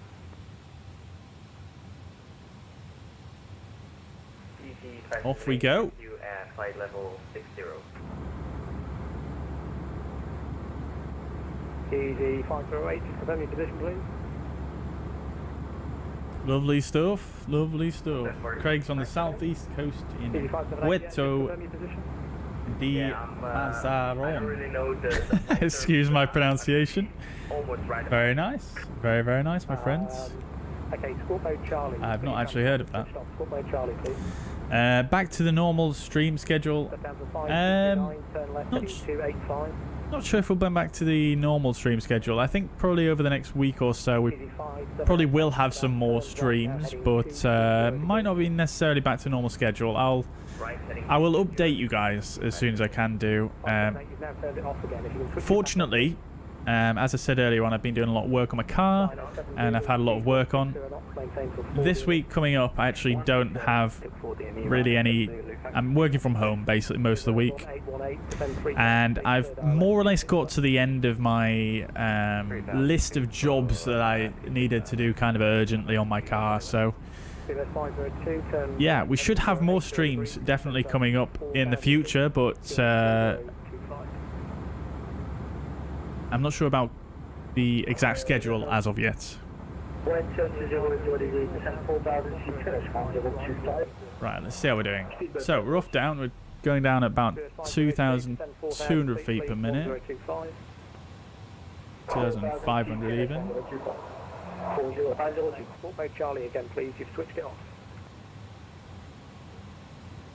See how we're doing regarding the deviation. We're catching our vertical profile, which is nice. Qantas 931, Gatwick direct. So we'll go back to profile speed and profile descent. Qantas 931, descent to level 80, clear direct Timber. So, approach checklist we don't need to do just yet. Alpine 6922, Gatwick director, hello, descend. Transition level Flight level 900, is flight level 70. I don't think there's a place for this in this one. 220 knots, Alpine 6922. No, there isn't. Director, 889. Wind correction, I'm not exactly sure exactly what I'm going to be putting here. Let's put in 5. 889, Gatwick director, hello, descend now, flight level 100. 100 for Speedbird 889. Speedbird 502, turn left heading 290 degrees. Not going to fuss too much about this at this stage though. Ryanair 7 Zulu, clear to land 26 left. So we'll do a bit of an approach briefing. Fuzz pad not working. CV 578, Squawk Mode Charlie, please. So let's have a look at where we're at then. So we've already obviously started the approach, but let's do a bit of a briefing here. So we are doing the Dizit 1 Golf arrival. He didn't clear us for that necessarily, but he just more or less, you know, just implied that we were going for it anyway. So this is Dizit 1 Golf 20-2 Charlie 1 charts. This is now our start. Transition level we've just seen is flight level 70. So Dizit 1 Golf standard routes may be varied by ATC. As we've already been told, we're getting vectors. So we passed through Dizit and Kidley already. We're on our vertical profile, inbound to Midhurst. And at Midhurst VOR, we're going to take a right turn to 2-Force, max 250 knots there, and then to Holly, max 220 knots there.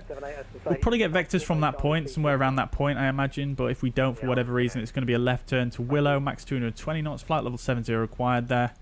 And then it's going to be another left turn to the 22-mile Midhurst point. Are you able to just disconnect and reconnect? The Delta 115 on my radar screen is screwing up for some reason. It's got you identified as KLM 64 November. Delta 115 Victor. And then we're going to be taking a left turn to Mayfield.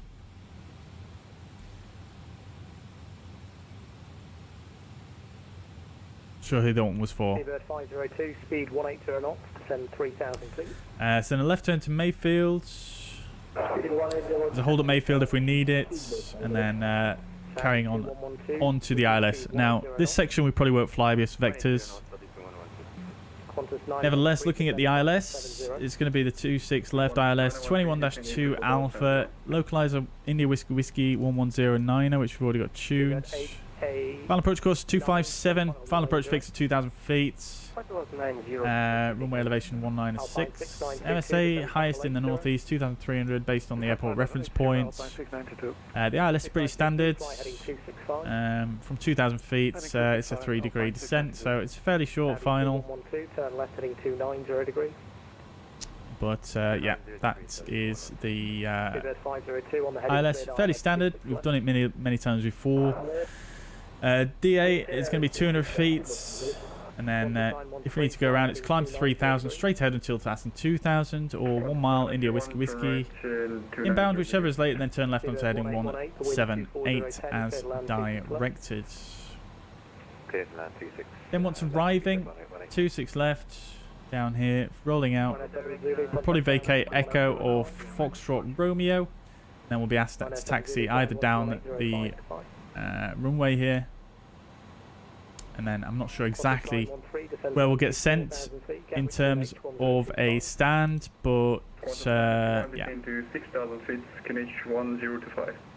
we'll probably get sent somewhere down here, Alpha November or Juliet, and then follow that either up November or Papa up this way, or maybe Pier 2. I'm not sure where we'll get sent, so I'm not going to spend too much time on that, but at least we know the rough direction where we're going when we leave the runway.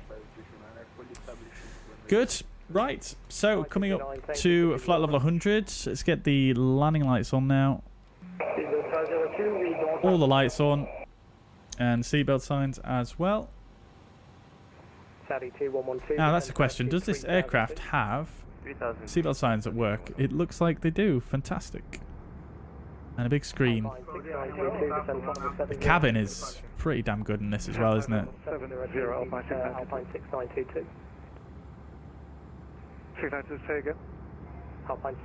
Look at the engine pylon here. That is so detailed. It looks great, doesn't it? Rhino 16 Alpha, Roger. I'll get you away as soon as I can. Roger, Rhino 16. Speedbird 502, speed 160 knots, maintain till 4 DME. Okay, so come back to 250 knots. 25-9 November, descend flight level 80. Send flight level 80, fuzzy 59 November. And fuzzy 59 November, if you can, please, can you disconnect and reconnect just because your tag is screwed up for some reason? Oh, sorry, that one was for me. I missed that. Yep, I'll disconnect and reconnect. I appreciate that, thank you. Okay, so that one was for me. That's why there was a big pause. Let's disconnect there and reconnect.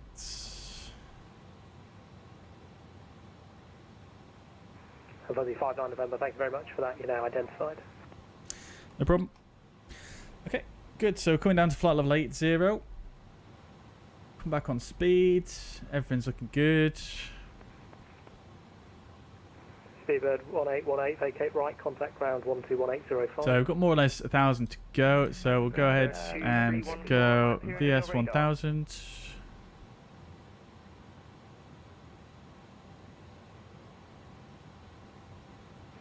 Who was that checking in? Sorry, 2314. Speedbird 2314 checking in, yeah. 2314, okay, yeah, I can see you now. You've just paused in your composition. Unfortunately, you're too close to the aircraft ahead of you, so please cancel your approach. Turn right, right turn, heading 080. Taking right turn, heading 080. Qantas 913, reduce speed 180 knots. Qantas 913, reduce speed to 190 knots. No, 180. 180 knots. Come to vertical speed 500. Alpine 6922, turn right, heading 050 degrees. Turn right heading 050 degrees, Alpine 692. For the 59, correction. Left hands are 5229, clear to land 26. Just sinking the heading bug here. 8 knots. Probably going to get a vector at some point very shortly, I would imagine. Got an aircraft off to our right there. Qantas 913, descend 3,000 feet. Qantas 913, descending 3,000 feet. Qantas 913 on that heading when established localized. There's the south coast. Weather's looking much better down here than it is up in Leeds. 889, take up the hold at Timber, flight level 80. Good, 889, taking up on the hold time. Can you advise level 1? Enter the hold at Timber, 312 with right hand turn. Okay, someone's been asked to hold at Timber. Alpine 6922, descend to altitude 4,000 feet, QNH 1025. Descent altitude 4,000 feet, UNH 1025, Alpine 692. Speedbird 502 going around. Alt. Leveling off. Speedbird 502 going around. 1805.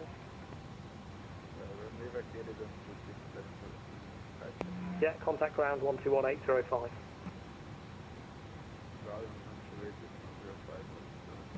Qantas 913 cleared ILS 26 left. We're going to come back on speed to 220 knots as per the start. Runway, Alpine 6922, turn left heading 300 degrees, left 300. Turn left heading 300, Alpine 6922.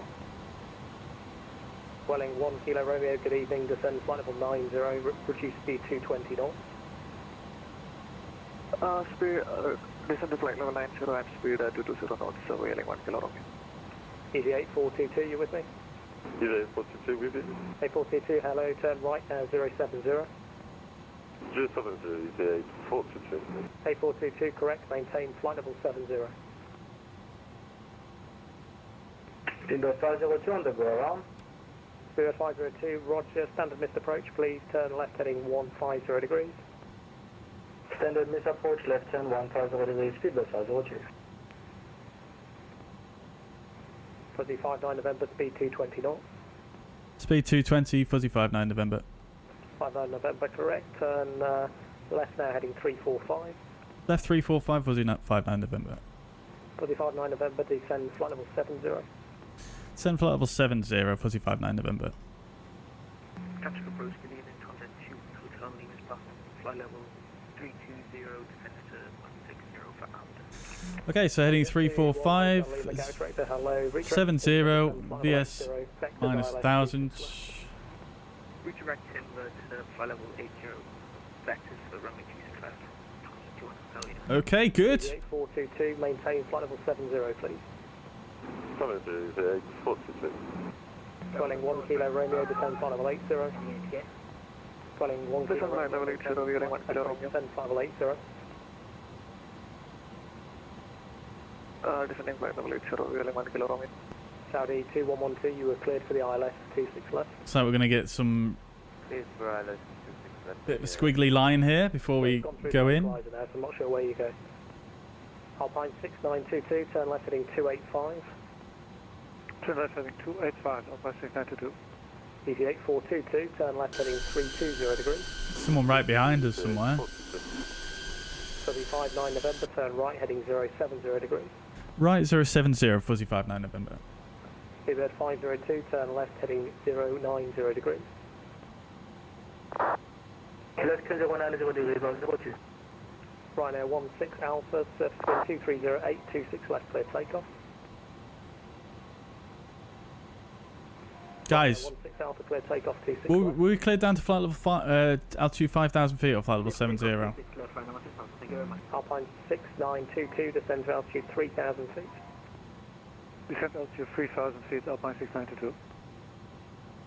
Saudi 2112, you can't now turn for the ILS, there's traffic already on it, so you're going to have to complete a left-hand turn, turn north, heading 360. 360, 200. Fuzzy 59 November, could you confirm our cleared altitude? Flight level 70, please. Flight level 70, 59 November. Running 1 Kilo Romeo, Okay, enter the good, hold got it and right. Flight level 80. Hold that below. This is a lot of flickering going on here, crikey. Saudi 2112. So sending us back out now. 360 degrees. Airport should be just over here yonder. Can I have the frequency for the ILS? There it is, behind the clouds. 422, descend to altitude 4000 feet, QNH 1025. Very busy here though, isn't it, MPS? Very busy. Chris, welcome to the chat. Hope you're doing well. Long time indeed. Alpine Hope you're doing well. 6922, speed 180 knots. Speed 180 knots, Alpine 692. See a good number of aircraft here on our takeoffs. Cleared ILS 26 left, Alpine 692. Easy 8422, turn left heading 290 degrees. 290, easy 8422. Following 1 Kilo Romeo, turn left direct to Willow, enter the holdout Willow. Looks like people who are behind us are getting put into a hold, whereas we're getting vectored. I don't know if that's because we're heavier aircraft than them, or But that's just because we arrived at the right time. Now, just becoming airborne traffic ahead. There's service wind 2308, clear to land. Qantas 981, no speed restriction, clear to land, thank you. Easy 8422, speed 180 knots, descend 3,000 feet. 190, descend. Very busy, very busy chats. Fuzzy 59 November, turn left heading 060 degrees, descend 6,000 feet, QNH 1025. Left 060, descend 6,000, QNH 1025, Fuzzy 59 November. 2314, fly heading 080, why are you turning? Alrighty. Am I tracking speedbird 23 Wrong knob. 14, my heading 1025. Away. Okay, heading 080 please.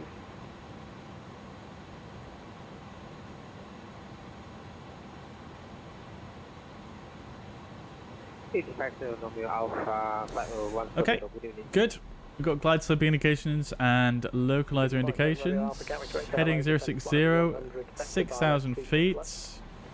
Right, approach checklist, signs set, briefing confirmed, ECAM status is checked. Descend 3,000 feet, cleared island. Minimum set to 200 DH, ignition continuous, and landing elevation is set. Turn left heading 300 degrees. Left 300, Fuzzy 59 November. Saudi 2112, turn right, head 080 degrees. 080 degrees, sorry, Fuzzy 59 November, descend altitude 4,000 feet. Send altitude 4,000, Fuzzy 59 November. Swelling 1 kilo Romeo, descend flight level 70. Right, so how far have we got to go? We've got 21.1 miles, so we should be about 6,000 feet, so we'll bob on there. We'll increase our vertical speed to about 1,200.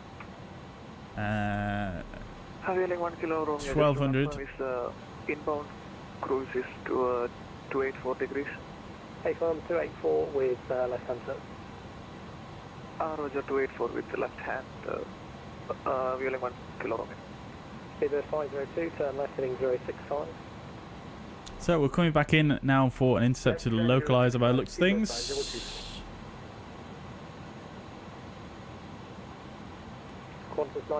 Landing rate predictions in the chat, guys. Let's see how this is going to be. My first landing in the A300 by iniBuilds. Ground 118.85.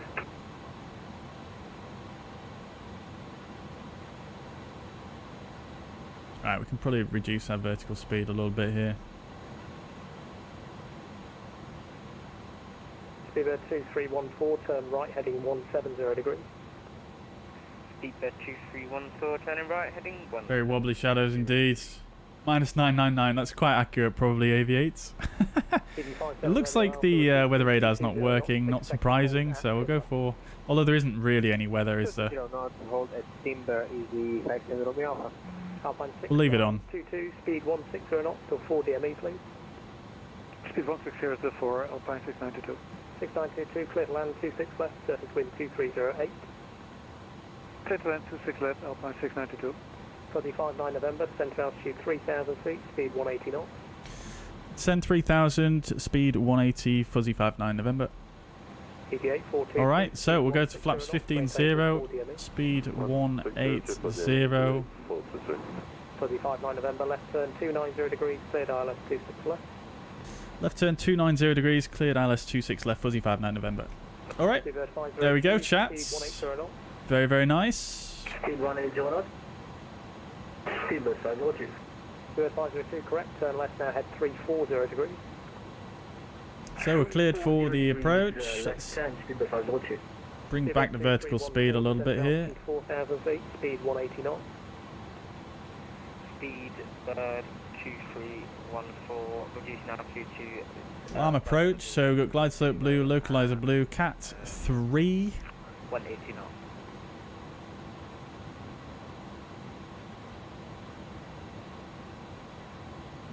Got all the aircraft there on the TCAS, crikey. Speedbird 2314, turn right heading 255. Speedbird 2314. Come to 300 feet per minute. 255. Tomjet 21 Hotel Lima, reduce speed 220 knots, and hold at timber.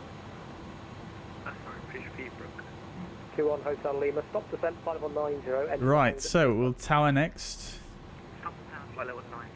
Our tower's not online, so we'll go to ground 218. Sugar 2314, yeah, you're turning right, thank you. Saudi 2112, turn right, heading 120 degrees. Right heading 120 degrees, Saudi 2112. Right, we'll just clean up the flight plan as well. 1 Kilo Romeo, your hold is cancelled, fly heading 075. Holding cancelled, heading 075, unit 1 Kilo Romeo.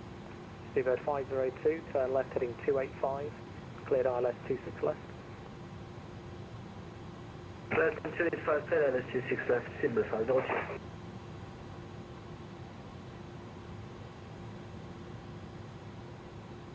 Right, we've got alt here, so just waiting for the glide slope now.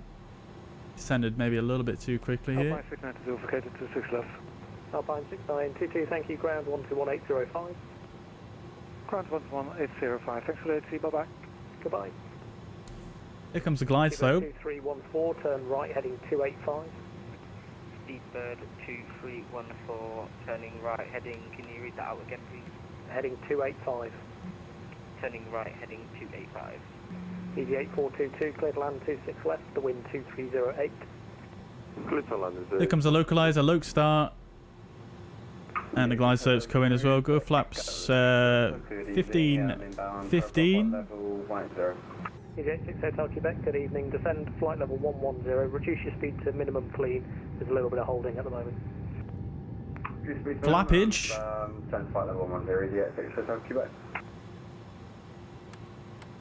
Seabird 889, your hold is now cancelled. Fly heading 265. Spoilers armed.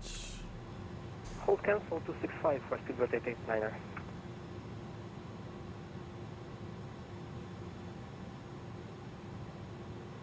Saudi 2112, turn Glide right, slope's coming in. 225. Glide slope start. Gear down, boys. Tomjet 21 Hotel Lima, descend flight level 80. Alpha level 80, contact 85-7 Romeo Alpha, descend flight level 90.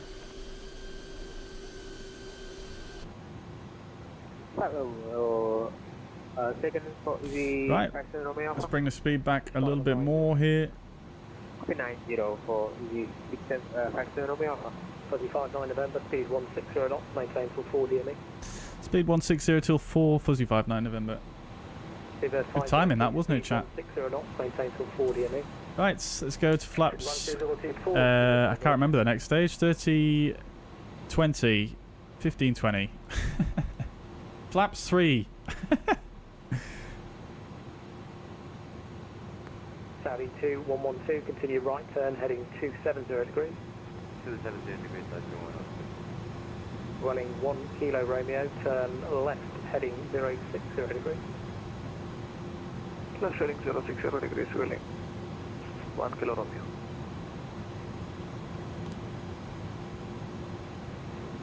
Approach speed is going to be 145. Faster than the aircraft ahead of you, 160 knots. Alrighty, we'll go to flaps full. Speedbird 2314, descend to altitude 3000 feet. Speedbird 2314, descending altitude 3000 feet.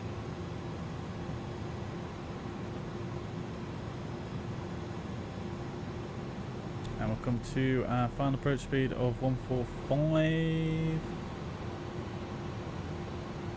Okay, landing checklist, landing gear down, auto brake, medium anti-skid checked, flaps 40, I think it is. I can't remember. Spoilers are armed. Landing checklist complete. on the heading. Alright, chat. Landing rate predictions.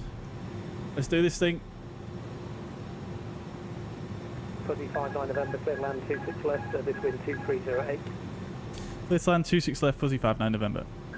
Seabird 889, turn right, heading 340 degrees. Right, 340 degrees. Alright, so we've got more or less a straight headwind here, which is quite nice. Cleared ILS 26 left.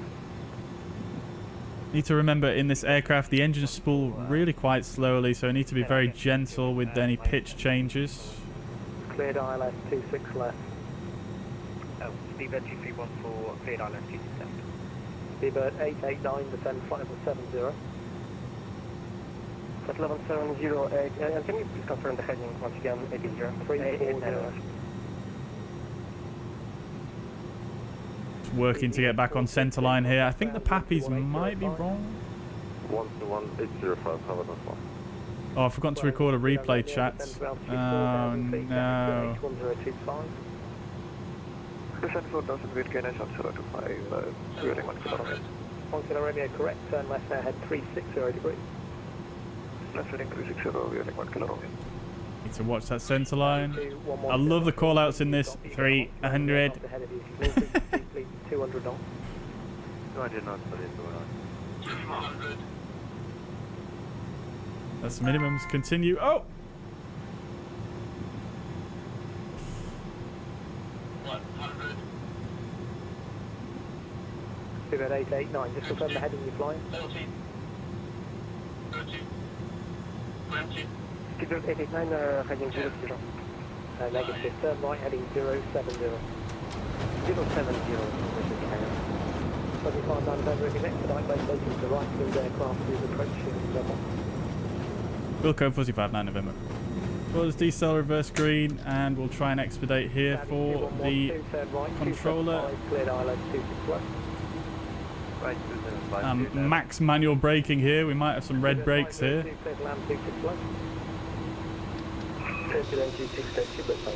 Oh, the frames. No red brakes though. Left heading 310, reading 1 kilometer. 1 kilo Romeo, correct, reduce speed 180 knots. 180 knots. Might have flared a bit early there on the landing chat, but I think it was pretty decent. 21 Hotel Lima, your hold is cancelled, turn right, heading 290 degrees. My heading 290. EGH6 Hotel Quebec, descend flight level 100. Flight level 100, EGH6. Wow, that was... They were close behind us, crikey. Seabird 2314, speed 160 knots before the MX. Stian, welcome dude. Thank you so much for the 100 Norwegian kroner super chat, my friend. 121805. 121805, fuzzy 59 November, no problem. Seabird 889, descend.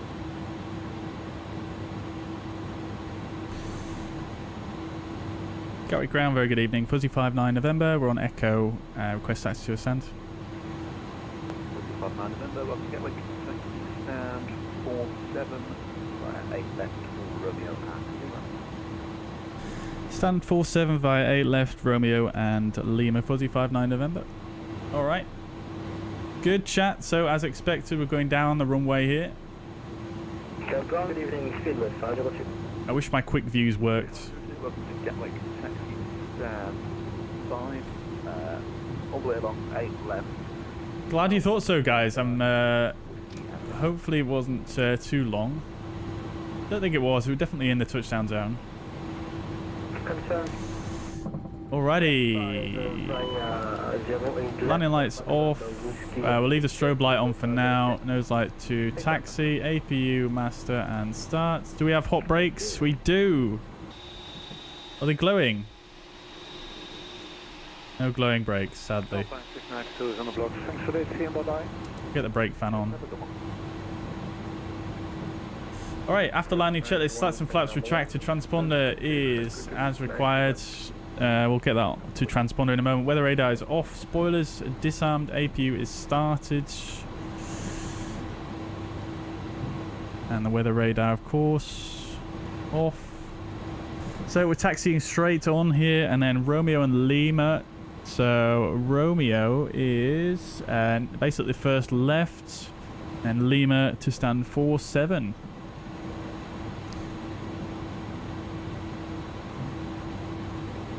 Just going to clear that off. Lovely job. I'm quite happy with that as my first landing. I definitely flared a bit too early there, but wasn't too shabby.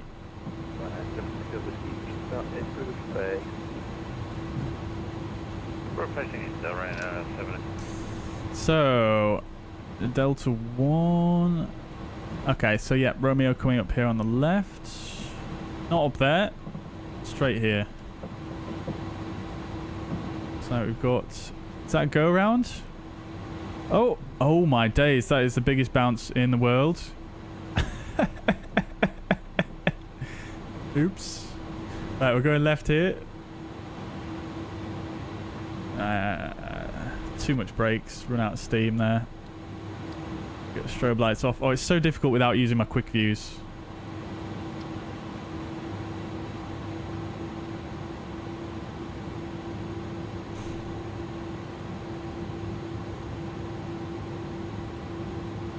Very busy Gatwick on a Sunday evening.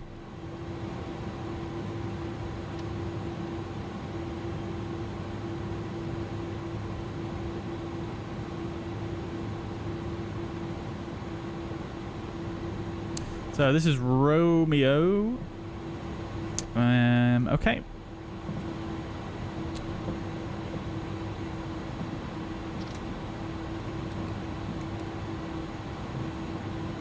Yeah, this scenery does really need an update. I don't think it's been updated since it was released. Very poor on the frames.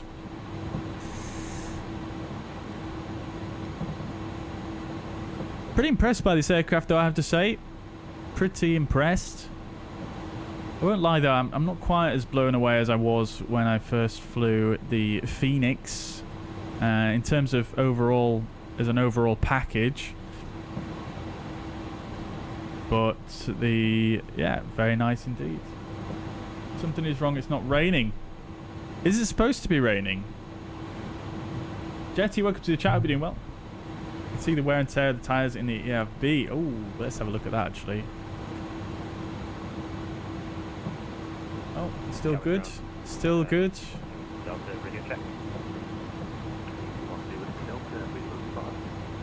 Right, we need to be stand 47.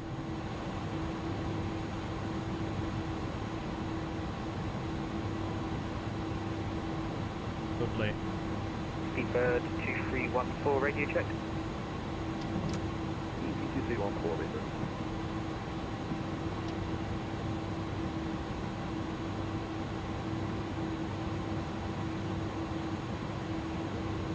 Seabird 2314, requesting taxi to any gate. 2314, and 21 via 8 left from Romeo. So 47 is going to be straight on, basically all the way to the end here.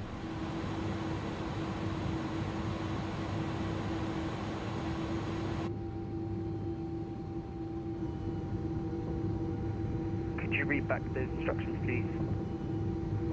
Sorry, Seabird 2314, 21 via 8 left from Romeo. Oh, just Swedish humour about weather. Okay. Fair play. Yeah, I thought you might be kidding there, but yeah, I mean London is not too bad regarding the rain. If we were landing in Leeds Bradford,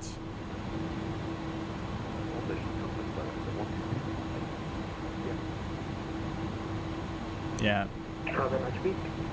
it would be surprising if it wasn't raining in Leeds Bradford.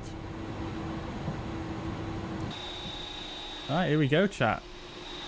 Let's see how we do making it underneath the bridge here.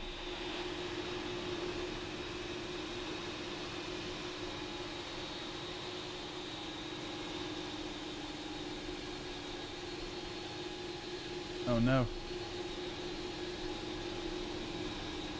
Oh, easy. Easy.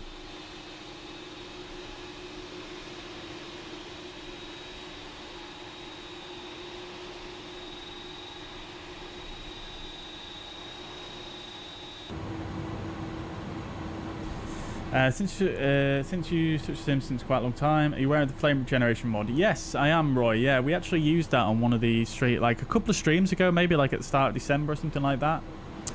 But yeah, I didn't really like the quirks of DX12, to be honest, so I just decided to bin it off, and I've not really revisited it. I did have a quick go with it. I reduced my texture resolution to see if it would sort of balance out some of the issues that DX12 has with GPU memory, but it didn't really seem to work out that well for me, to be honest with you. Maybe I need to do more tweaking, but yeah, yeah, I've not really messed with it since that stream to a great extent. Naughty, my friends, thank you so much for the $9.99 super chats. Many thanks. Very, very kind of you as ever. Thank you very much, my friends. Yeah, doing very well. Yeah, thank you, Jesse. Yeah, good to see you again. Is this the freeware Gatwick? No, this is the Origami Studios Gatwick. Like I say, it's a very, very old payware version of this airport now.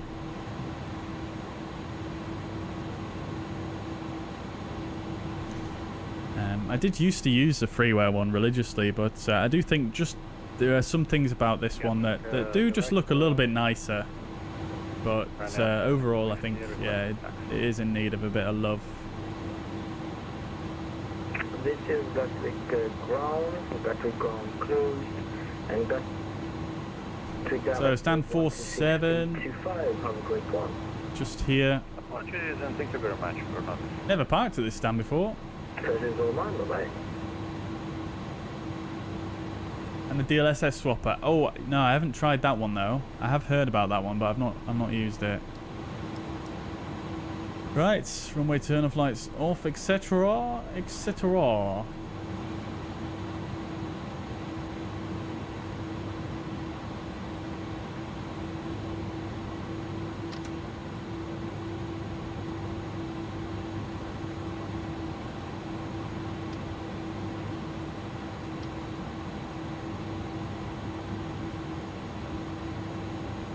Oh, swinging it too fast there. Let's see if we can get a nice line up here. Oh, I think we're looking fairly decent.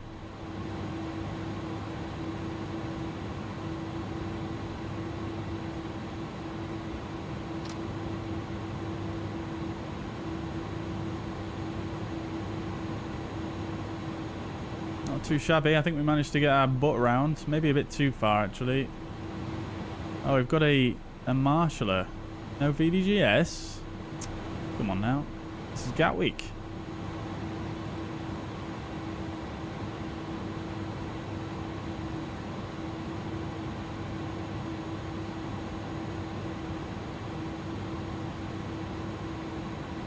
It does roll quite nicely under its own power, I have to say, though. A lot of aircraft don't really manage that kind of sensation in the sim.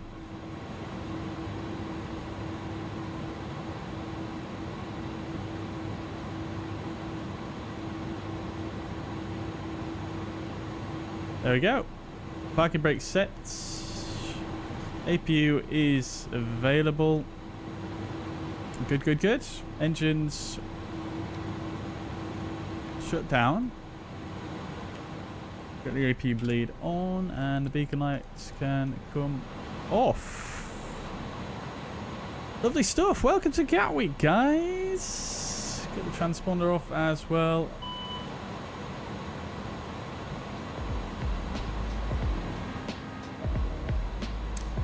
Welcome indeed, guys. Welcome indeed. Lovely stuff. Lovely stuff. Let's get some deboarding underway. I want to reposition the aircraft. That's a new one. Okay. Oh my days. What did it just do? Teaches me for using new features. Okay, fair enough. We should have been at that. Yeah, I imagine a big aircraft like this would use this one, right? Surely. This one. Oh well.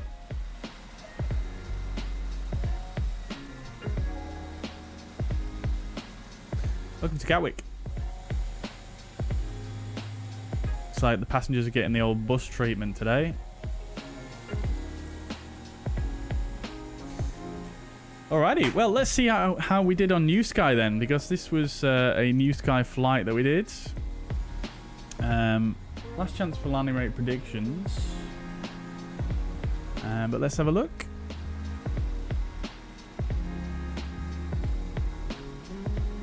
Okay then. So here we have it then. But late, arrived late. Pretty bad there, but we were faffing around with various things. We made an absolute killing, $17,000. Absolutely coining it in with this aircraft. We were delayed, so we got marked. We got docked 60. Even despite that, we got even despite our docking of 1680 there, we still made that much money, which is absolutely incredible. We got an 8.88, which is got in my lowest in a while.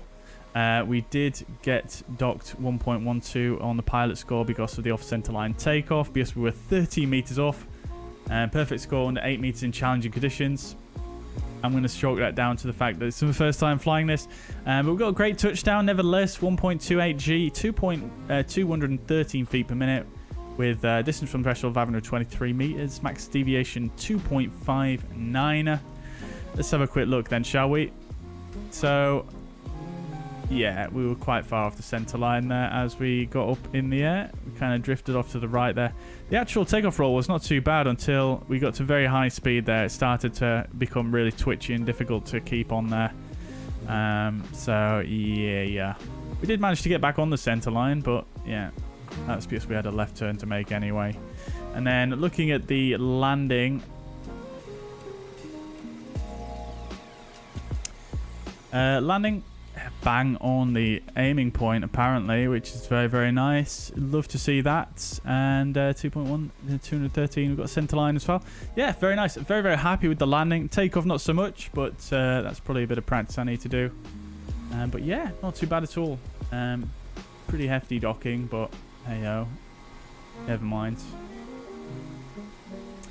Never mind. Where are these passengers? Oh, the back doors need opening.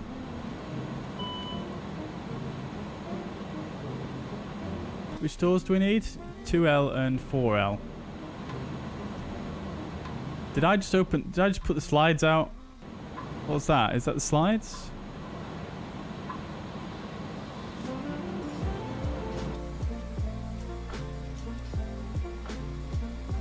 Righto. JustFlight says I bought the AnyBuilds Leeds when it got released. I did not realize I could use a discount code. Oops. Oh well. It was only 10%, so 10% on around about £10. It's around about a pound saving, but yeah, I know what you mean. I nearly missed that myself, but I managed to spot it in the nick of time. Don't think the passengers are coming, are they? Or they're waiting for the bus, maybe. Nevertheless, I hope you guys enjoyed that one today. That was it's good to be back. And nice to do a flight in the A300. Yeah, it seemed to perform pretty well, actually. Pretty happy with everything that I saw there. Yeah, I mean, I think personally for me, the soundscape, it seems a little bit unbalanced to me. The soundscape is good, but it just feels a little bit unbalanced. I think some of the sounds maybe could do with, you know, a little bit of work potentially. But the modeling and texturing is absolutely stunning. The systems are just working very, very well by the looks of things. We didn't run into any LNAV issues, despite the fact there apparently being one. But nevertheless, it seemed to perform pretty well regarding LNAV, VNAV, and everything else really. Even sort of changing speeds and attitudes. I remember in X-Play and the engines on this used to be very, very, very slow at spooling, and it used to catch me off guard a lot. Maybe it's just because I'm kind of, you know, I was prepared for that this time around. We didn't really come a cropper there, but yeah, it seemed to perform pretty well. I mean, the only thing about the sort of flight model that was a little bit strange was the takeoff was very, very twitchy on the rudder, but again, maybe I can tweak my settings there and make that a little bit better. Roy, hopefully I will do too. Yeah, I mean, like I said earlier on, I think over the next couple of weeks, I should be able to do more streams in frequency than I have been doing. So stay tuned for those. I'm glad you're enjoying the content, and yeah, look forward to doing another one soon. Now, I think I'll probably do the A300 again in another stream. It depends. What do you guys want to see? You guys will have to let me know on the Discord. I am quite keen to get back in the Fenix, to be honest with you. You guys know I love that. And I'm very, very eagerly waiting their next update, which apparently should be imminently. I think in an update they posted around about the Christmas time, they said it was going to be weeks, not months, for the update. And they're very, very swiftly running out of weeks before it starts turning into months. So, yeah, it'd be interesting to see if that if they follow through on that, if we do actually see an update for the Fenix in the coming couple of weeks, maybe. So, yeah, we shall see. Very excited for the next sim update as well, with the updates to the performance regarding the displays, which should be pretty exciting. So, yeah.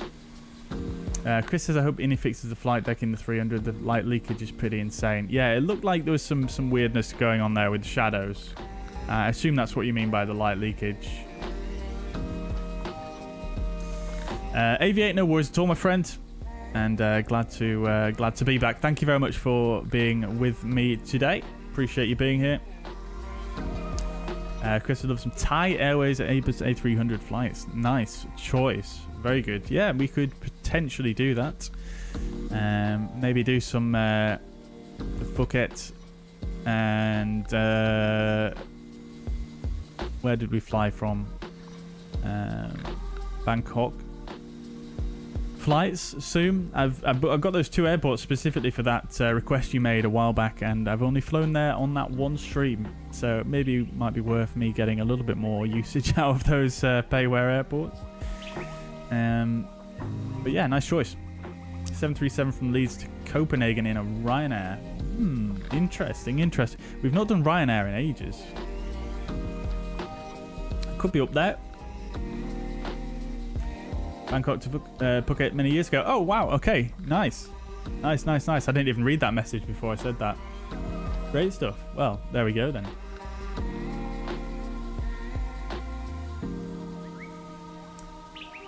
Alrighty then, guys. Well, I'm going to leave it there. Thank you very much for dropping by. Leave a thumbs up on your way out if you've enjoyed the stream today. Thank you very much for everybody who's been here.